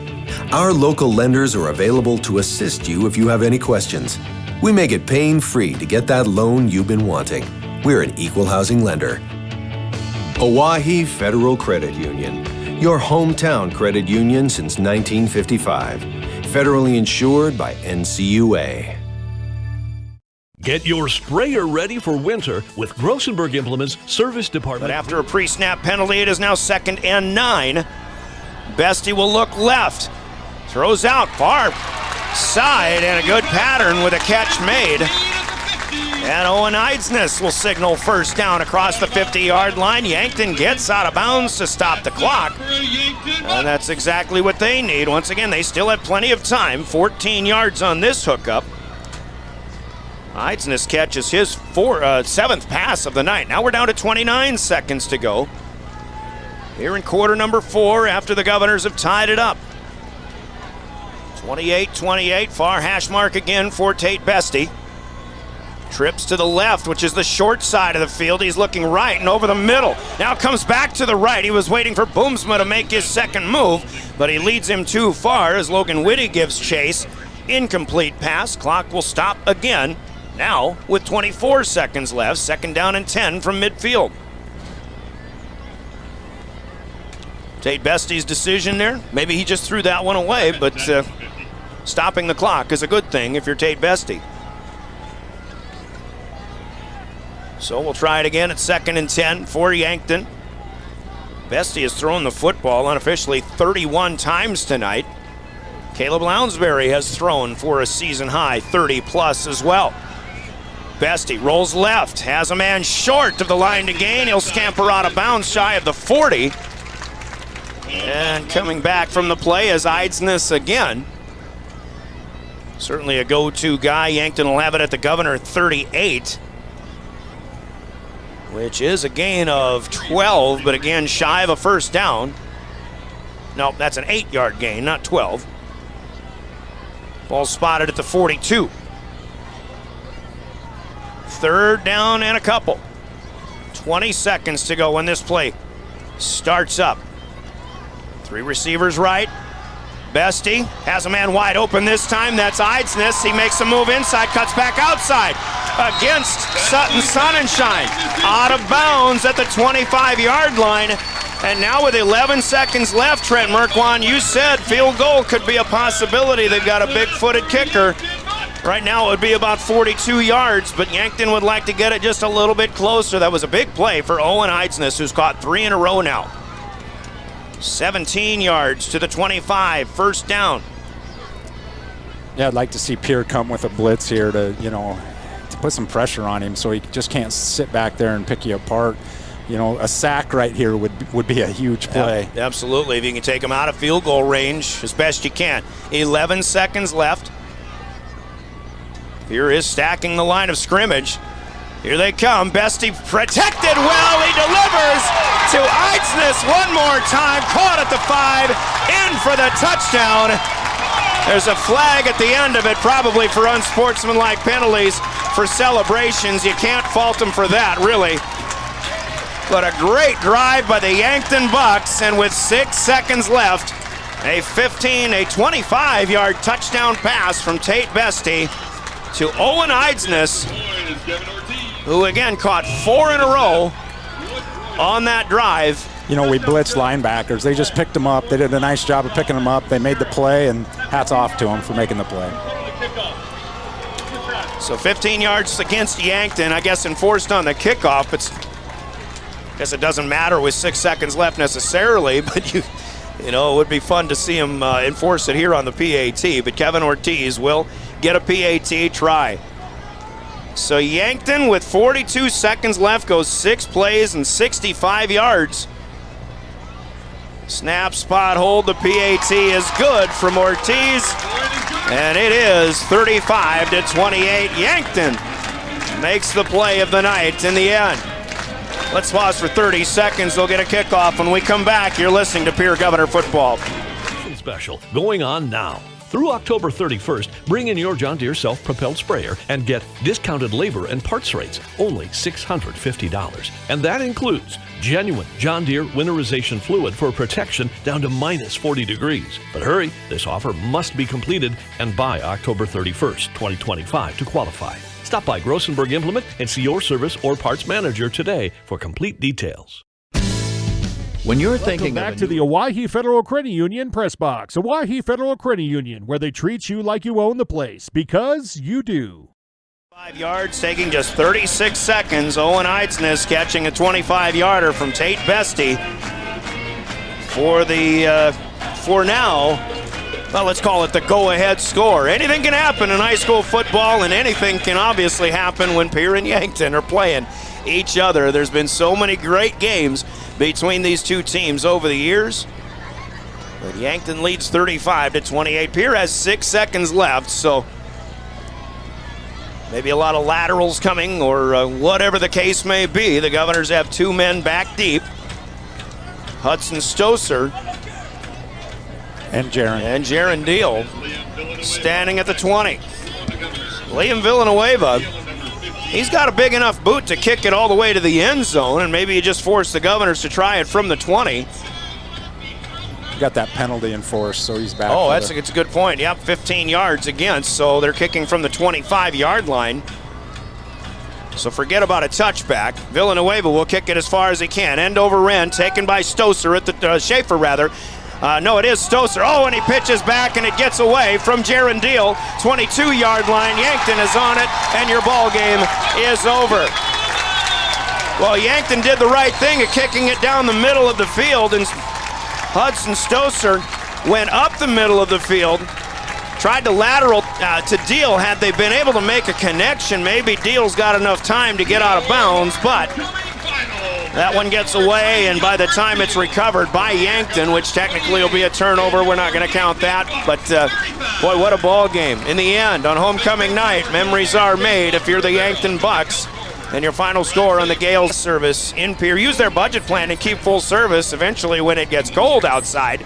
Not on these 75-degree nights like we've got here this evening, but Gales Gas Service of Pierre is a name to remember when it gets cold. It's Pierre and it's Yankton. You never know what's going to happen.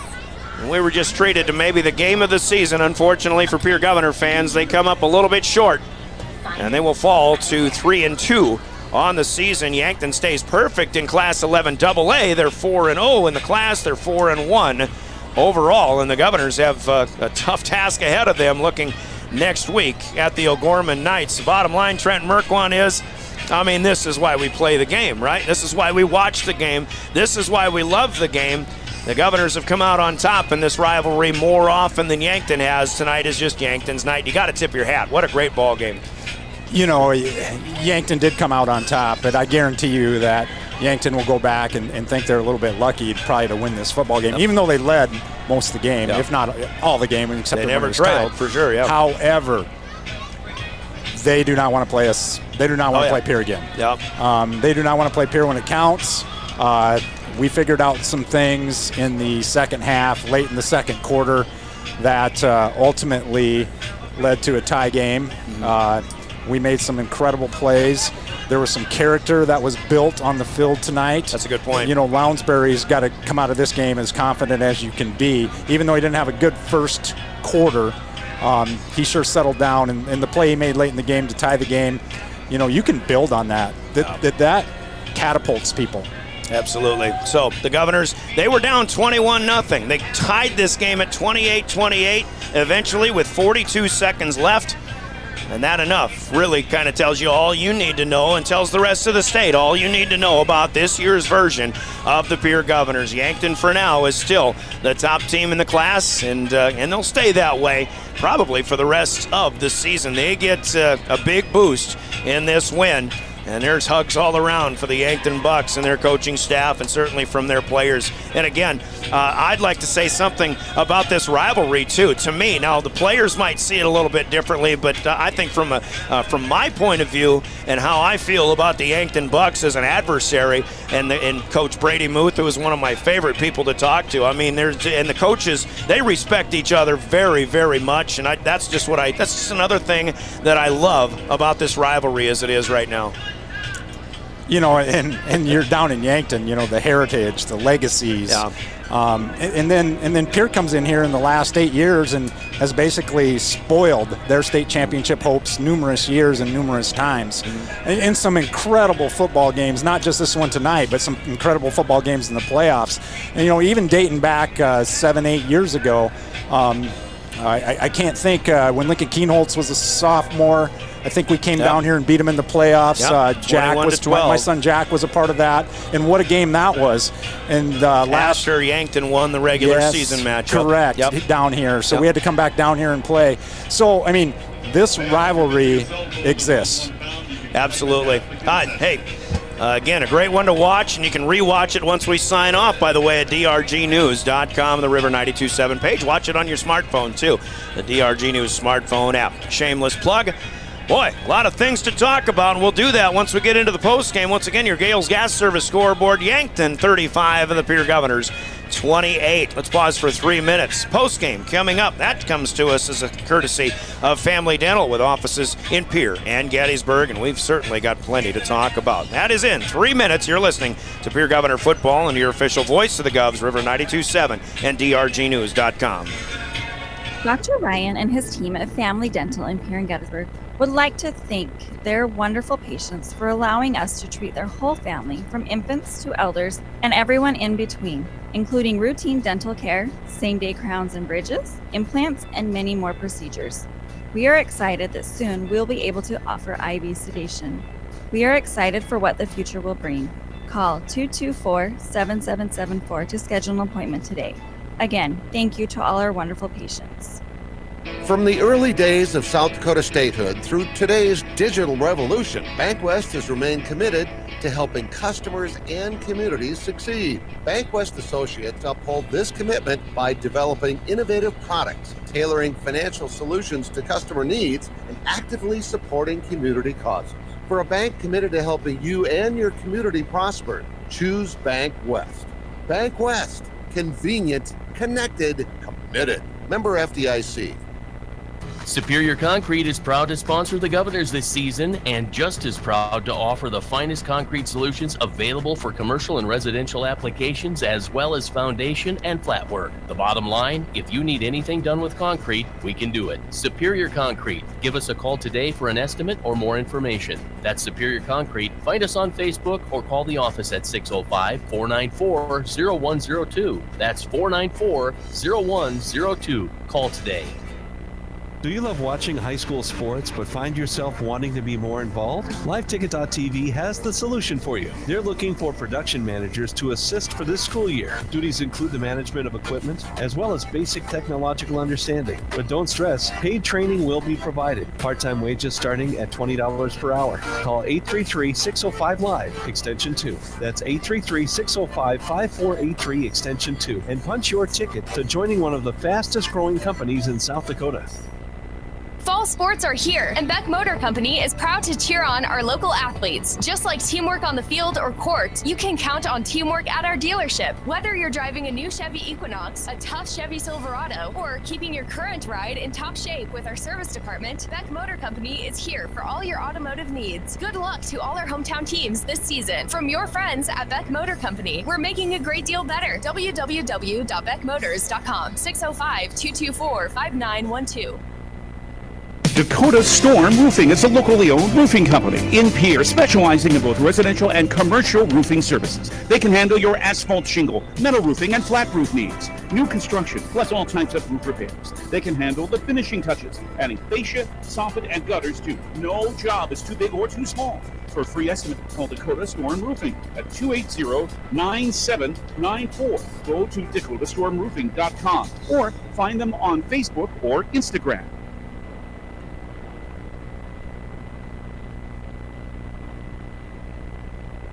Welcome back to Crane Youngworth Field as a great football contest, 35-28, the final. Yankton withstands a Governor comeback of epic proportions. Pierre was down 21-0. They come back and they tie it at 28-28, but Yankton still had 42 seconds left, and we've seen it all game long. In fact, as well as they run their offense, they certainly still had time, and they ran it well. They kind of look like Pierre Governors in the last 8 years or so in that 2-minute drill, or a 42-second drill as it were. And they get a 25-yard touchdown pass from Tate Bestie to Owen Eidsness to give us the deciding score, a 35-28 win for the Yankton Bucks. And as Coach Steve Steele is up to talk about with this one, it's kind of an emotional loss at the same time. And the hard part, Coach, is I know that you in sports, when you start down and you come back, you expend so much physical energy, but so much mental energy and so much heart and soul thrown into a comeback, and then only to have it snatched right away.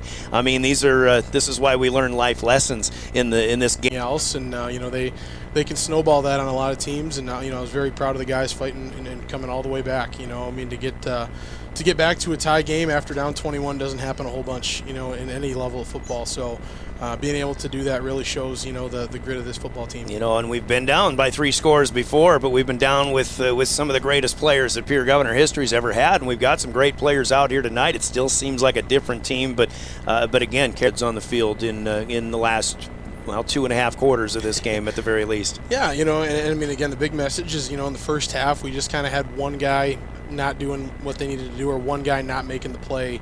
Whether that was a lineman missing a block, receiver missing a catch, a little, and we definitely left points on the board offensively. I know defense, gave up some yards they weren't too happy about. So plenty of things to learn and grow from, but definitely a lot of positives to take away. Probably very similar to when Yankton came into your place last year, and that fast-paced offense, you really couldn't catch up to it. I mean, tonight, I imagine you were much more ready for it, but still, just the way and how efficient they were in moving the ball down the field. I mean, they just looked like a well-oiled machine, and I'm sure after getting beat 49-3 last week, they were really ready to come out here and take on their biggest rival in the Pierre Governors. Yeah, I mean, and they did a great job. That's a good football team.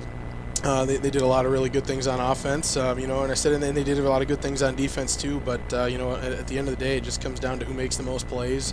And there are plenty of plays to be made, and they made one more than we did. What about their last drive? And I guess what were you telling the kids at the time? You knew you had to get out there and play some more defense. There was still plenty of time, and we've seen it before to the good of the green, but just wasn't this time. Yeah, no, they made a couple really good plays, and I said it's tough.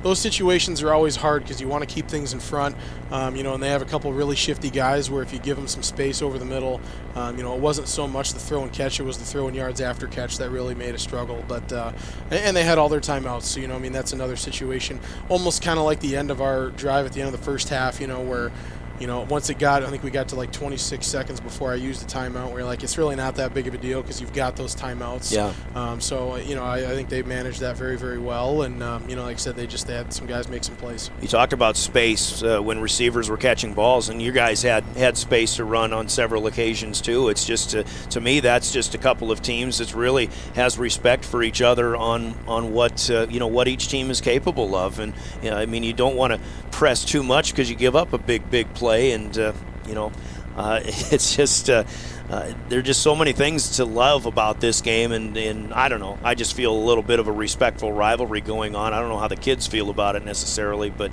it's just this is kind of why we love this game too.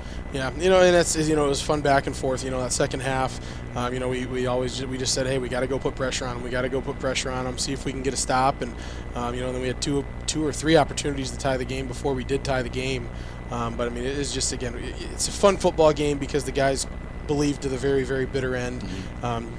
We found out last year you don't always win those games, but they fought their butts off, and there's nothing more you can ask. Life lessons, and of course, I know you got a history of coming here in the postseason and coming out on top, so maybe you'll still have the last laugh at some point. You look ahead, though, and you got this O'Gorman team that, obviously, like I said with Coach Muth tonight, they found out how the other half lived in the 11 AAA with their loss to Harrisburg last week. O'Gorman has a win over Harrisburg. They beat Jefferson tonight, and to me, those are two really top-notch AAA programs. That's a tough one you got next week. Yeah, it'll be a tough one, and the kids will go in and give everything they got, and, ultimately we just want to get better.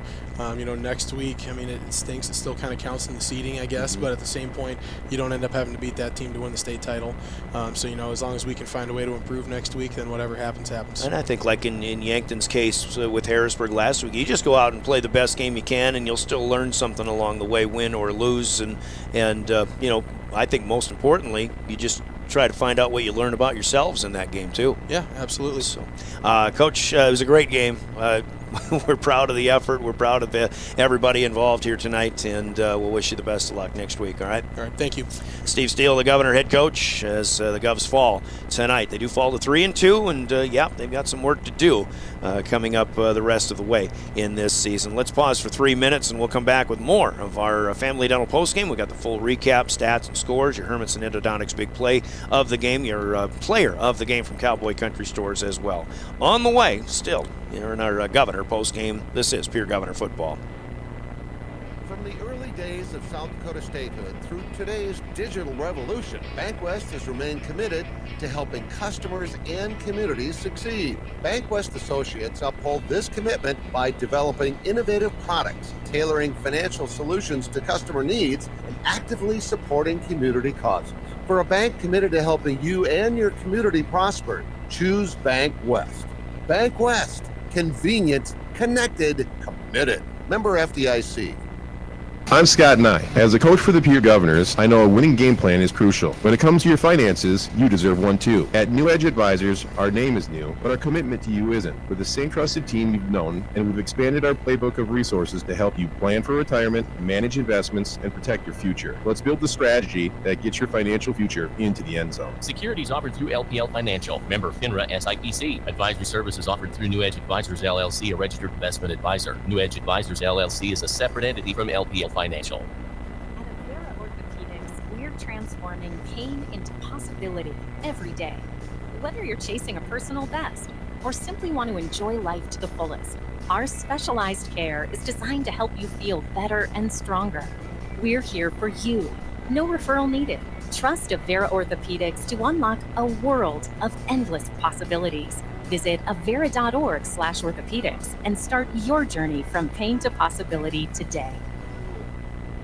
Capital City Ford Lincoln Toyota in Pierre is here for you. They make it easy when looking for a new vehicle, getting all available vehicle information so you can spend less time researching and more time enjoying your purchase. Shop their extensive inventory from home at CapitalCityFordToyota.com or stop into Capital City Ford Lincoln Toyota, 518 East Sioux Avenue in Pierre. Count on them for all your service needs with convenient scheduling and in-stock parts. Capital City Ford Lincoln Toyota in Pierre, 605-224-7378. Do you dream of a custom home built within your budget and done on time? Kruger Contracting can make that dream a reality. They're a trusted home builder since 2003, and they're going to be upfront and open about cost and transparent about where your money is going when it comes to your new home. Their skilled crew will manage construction of your new home from start to finish. They're located in Pierre and can build your home in Pierre, Fort Pierre, or the surrounding area. Call 605-222-2523. Visit KrugerContracting.com or find Kruger Contracting on Facebook. Century Business Products is a proud provider of the most reliable Kyocera copiers and printers to the Pierre School District. Backed by 5-time nationally awarded Kyocera servicing team. Are you looking to control color cost? Looking to reduce printers? Are you looking for more efficient ways to scan documents? Or maybe you'd like to become more paperless? Look no further than your local Century Business Products. Call 800-529-1950 and see how they're powering business technology.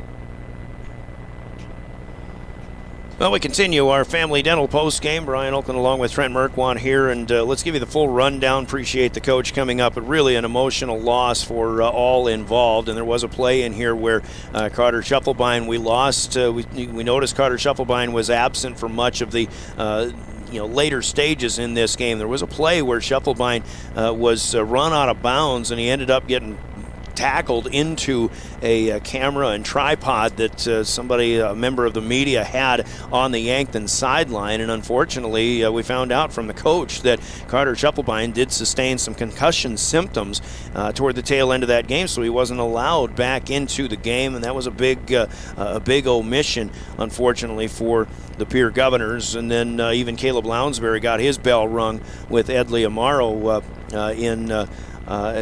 on that game-tying touchdown play. So there were some unfortunate things that make it even more emotional of a game and of a loss for the Governors. But again, as long as people come back, and we assume that they will, healthy next week, certainly hopefully next week. But there is some emotion to this loss. Certainly don't want to dwell on that, but everybody's kind of laying it out on the line here this evening. But again, the Governors fall 35-28. Here's how it happened. Governors won the opening toss but kicked it away, and Yankton looked efficient right off the bat. 10 plays, 62 yards. They get a Carson Crawl 4-yard run to make it 7-0 with 7:51 left. Governors' first possession after a first down pickup that got them to midfield. An interception thrown by Caleb Lounsbury, picked off by Cale Hazelhorst, had Yankton set up at their own 25-yard line. Then they go 14 plays from there, 75 yards in 5:45. Jace Sedlacek from 4 yards out makes it 14-0. That on the first or second play of the second quarter. The Governors go 3 and out on their next 2 possessions, but they did get a defensive stop of the Bucks in that first half. But after their second 3 and out, Yankton goes from the Pierre 45-yard line after a nice return, and Tate Bestie throws his first touchdown pass of the night to Owen Eidsness from 10 yards out. Another Ortiz PAT made it 21-0. That with 4:14 left. But this game kind of turned in the Governors showed up at the 4:04 mark of the second quarter. They take the opening kick from their 19-yard line and then go 13 plays, 81 yards in 3:46, running out essentially the first half clock. Caleb Lounsbury to Jaron Deal from 8 yards out to Carter Templeton makes it 21-7 with a PAT. That with just 18 seconds left. Yankton knelt down on it to in the first half of play, and then the Governors get the daily double starting with the second half kickoff in their favor. 3 first downs picked up along the way, including a big 4th down run by Caleb Lounsbury to get to the 8-yard line, and Carter Merrill was able to run it in from 2 yards out to make it 21-14 at the 8:02 mark. But we saw Yankton respond. We're in the third quarter now. Yankton responded with a 6-play, 49-yard drive. It only took them 2:12. Tate Bestie scrambles from 8 yards out. That makes it 28-14. And the Governors come right back, still in the third quarter, as they go 7 plays and 76 yards in 3:34. It's Lounsbury to Carter Schuffelbein from 35 yards out. However, the kick was blocked as kind of a PAT that had a lot of disarray on both sides of the line of scrimmage, as it turned out. But Yankton gets a kick block 28-20 is the score as Pierre settles for 6 with 2 minutes to play. Both teams had back-to-back 3-and-outs into the fourth quarter. And then after Pierre holds Yankton on downs, they get a golden opportunity starting at their own 43-yard line. They get a big play down to the 18-yard line, but Pierre could not convert from there, and they turn it over on downs. They tried a running play, but it comes up short. Actually, they did a pass play on 4th and 1, but Yankton sniffed it out. And then Yankton comes back at the 7:48 mark, pick up a couple of first downs, but ultimately had to punt. The Governors get their final possession from the 26-yard line. They go 10 plays, 74 yards in 2 minutes and 18 seconds. We saw Cooper Terwilliger show up with some big catches and runs as well. Ultimately, it ends with a 15-yard touchdown pass where Caleb Lounsbury rolled right through back to his left, got hit hard on the play, but Jaron Deal catches it in stride. And then the Governors had to get a 2-point conversion. There was a penalty against the quarterback for unnecessary roughness. That put the Govs at the 1-yard line, and they were able to get a Porter Hunsley run from 2 yards, from 1 yard out to tack on the 2-point conversion. From 21-0 down, the Governors tied it with 45 seconds left, 28-28. But after the ensuing kickoff and Yankton had to fall on it, they go again. 36 seconds it takes them to go 65 yards in 6 plays, and Tate Bestie to Owen Eidsness for their second hookup of the night, 25 yards out with 6 seconds left, and there's your final score right there, and your winning score for the Yankton Bucks, 35-28 is the final. Yankton rolls up about 408 yards of total offense in this one. They get 144 on the ground, including 99 yards from Jace Sedlacek on 21 carries. Tate Bestie, the quarterback, with 9 keepers for 35 yards, including an 8-yard score. Carson Krall had a touchdown from 4 yards out, 2 carries, 5 yards on the night, and Carter Boomsma carries 1 time for 6 yards in this one. But Tate Bestie through the air, 24 out of 35 unofficially for 270 yards, throws 2 touchdowns to Owen Eidsness, 270 total yards.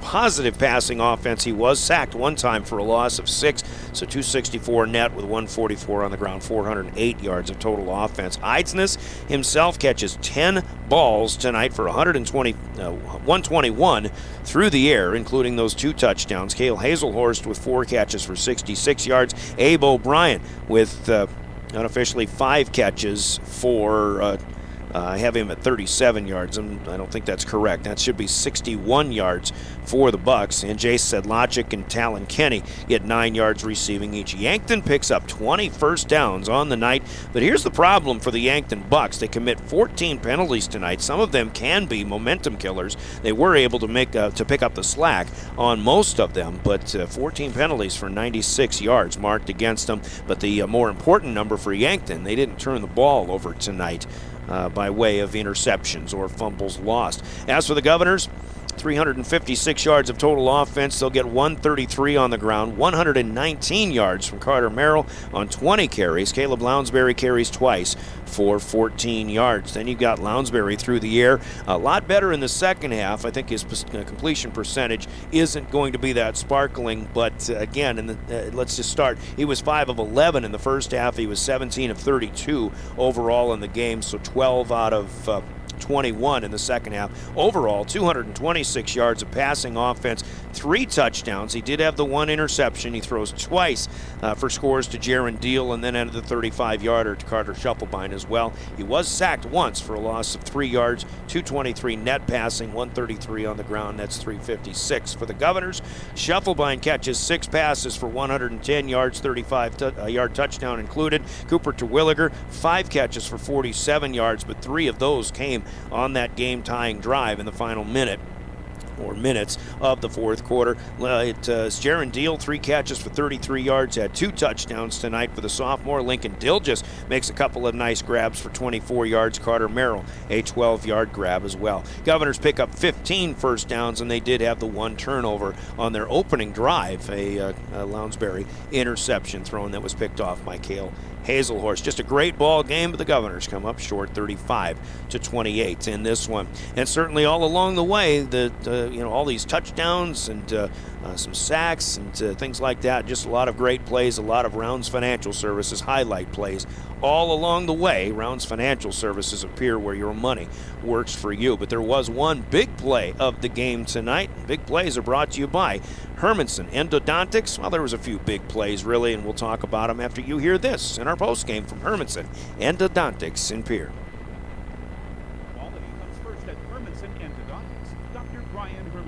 Central South Dakota with specialty root canal treatment. Hermanson Endodontics strives to provide treatment that's not only comfortable, but also provides the best possible outcome. They do this by effective and timely communication with your dentist and preserving as much healthy tooth as possible using state-of-the-art three-dimensional imaging and the dental operating microscope to guide diagnosis and treatment. Ask your dentist if a root canal specialist is right for you. Hermanson Endodontics in Pierre. Hermanson Endodontics, big plays of the game, and we go a long time to get to the big plays of the game. In fact, let's go all the way to the end of the game after the Governors were trailing 21 to nothing in the first half. But still, the Governors, they're a team you don't sleep on, and it comes down to the final drives of this game, and the Governors wrap up a 10-play, 74-yard drive in do-or-die time, and a play where Caleb Lounsbury got lit up, but still delivered a touchdown pass to Jaron Deal from 15 yards out. Then you put Porter Hunsley in on a different kind of a look. As far as Yankton is concerned, the Governors get the 2-point conversion. A big play to get the Governors to erase a 21-point deficit, and that made it 28-28, but Yankton comes back with big plays of their own, 6 plays in short time, and it was Tate Bestie to Owen Heidsness from 25 yards out to win it for the Bucks. Some big plays of the game, and Trent Merkwan, just for final commentary in this one, it all comes down to the fact that you look back on, hey, let's just give you a little brief history. There was a championship game. Pierre was down by 20 points to T area. They come back and they win it on a last-second field goal. There was a game in Brandon Valley a few years ago where the Governors were down 21 to nothing, and they came back and they won it 43-34. Granted, the staff was different as far as the number of players, the types of players, but still, the way that the Govs come back in this one to make these big plays of the game, I mean, that's just the best thing we're going to take out of this night. You know, to be down by 21 points and to come back, it takes a lot of character. It takes character. It takes guts. You know, we lost tonight, but you got to come out of this game feeling pretty good about your football team. Yeah. You know, the first half, I was like, is this game going to end up 42 to nothing? It could. And, you know, in the first, I mean, they were totally dominating, and then I don't know what adjustment they made. We should have probably asked Steele that, but what adjustment they made. Maybe they didn't make any adjustments. Maybe they just started playing good Governor football. But once again, to be down 21, just you commented about some of the down 21 points, and Steve commented on it when he was talking to you about how hard it is to come back from 21 points down. Everything's got to go right. And unfortunately tonight, there was just a few plays that didn't go right at the end. You know, Westby to Eisness, I mean, they were clicking all night long, and he got open across the middle. We made a great defensive call, in my opinion. They picked up our blitz. Blitzing, yeah. Yeah, and we needed to blitz because we wanted that sack to get them out of field goal range. It was a great call. They picked it up and made the play. Absolutely. Hats off to them. So, great game, and due in part to those Hermanson Endodontics big plays of the game from Hermanson Endodontics and Pierre. And with that, we've got a player of the game to announce as well. Player of the game brought to you by Cowboy Country Stores in Pierre. Let's hear from them, and your player of the game is next in the Pierre Governor postgame. Anytime is a good time for Cowboy Country Stores in Pierre and Fort Pierre. Fill up your tank and your stomach. Fresh baked pastries, coffees, regular and breakfast pizzas, Champs Chicken, and more. Feed the family while on the go. Then treat yourself to a soft serve ice cream in cones and dishes. Convenience with a capital C. Cowboy Country Stores, Euclid and Harrison Avenue in Pierre and in Fort Pierre. And your Cowboy Country Store's players of the game. We're going to, in the interest of time, kind of cut this one short and just go straight to the chase with the Pierre Governors. You had a great game, really, in the second half and a comeback effort from Caleb Lounsbury. You saw Cooper Terwilliger. You kind of show up when the Governors need him. You get Carter Merrill with 119 yards tonight. Jaron Deal with a couple of scores and making plays as well. But, guys like Jaron Deal, Trent Merkwan, they're looking up at Carter Scheffelbein, and Scheffelbein has been he's been an all-state player so far this season, and I think with the way things ended and him getting hurt late in this game, he's going to be the leader in the heart and the soul of this team the rest of the way. And he's had great games so far. I don't think we've given him a Player of the Game T-shirt yet, but he came up. He had a slow start, but had 3 big catches tonight, and Carter Scheffelbein deserves a Player of the Game award too. Yeah, definitely. If you haven't given him one, he definitely deserves one. I think, what is we in game 5 here? Yeah. So he's over 500 yards, and he's scored multiple touchdowns.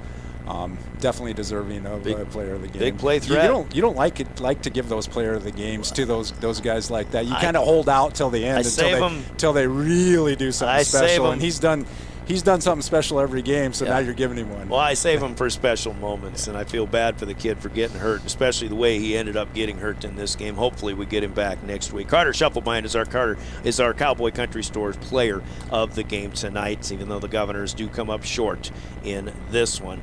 Your final score 35-28. Quick run through the 11 AA scores. Watertown beats Douglas 48-0. Huron over Spearfish 27-25 in a good game at Tiger Stadium. Brookings over Sioux Falls Roosevelt 21-7. T-Area goes overtime and finally beats Mitchell 26-20. And Aberdeen Central gets their first win of the season. They outscored Sturgis 14-0 in the second half, and they get a 21-13 win. So it's one winless team that is no more in Aberdeen Central. It was a matter of time that a good team like that finally gets into the win column, so a good win for them. 11 AAA scores. O'Gorman, who the Governors get next week on their field, 32-29. They win at the Wood tonight over Sioux Falls Jefferson. Impressive for the Knights. Brandon Valley 53-7 over Rapid City Central. Harrisburg shuts out Stevens by 49.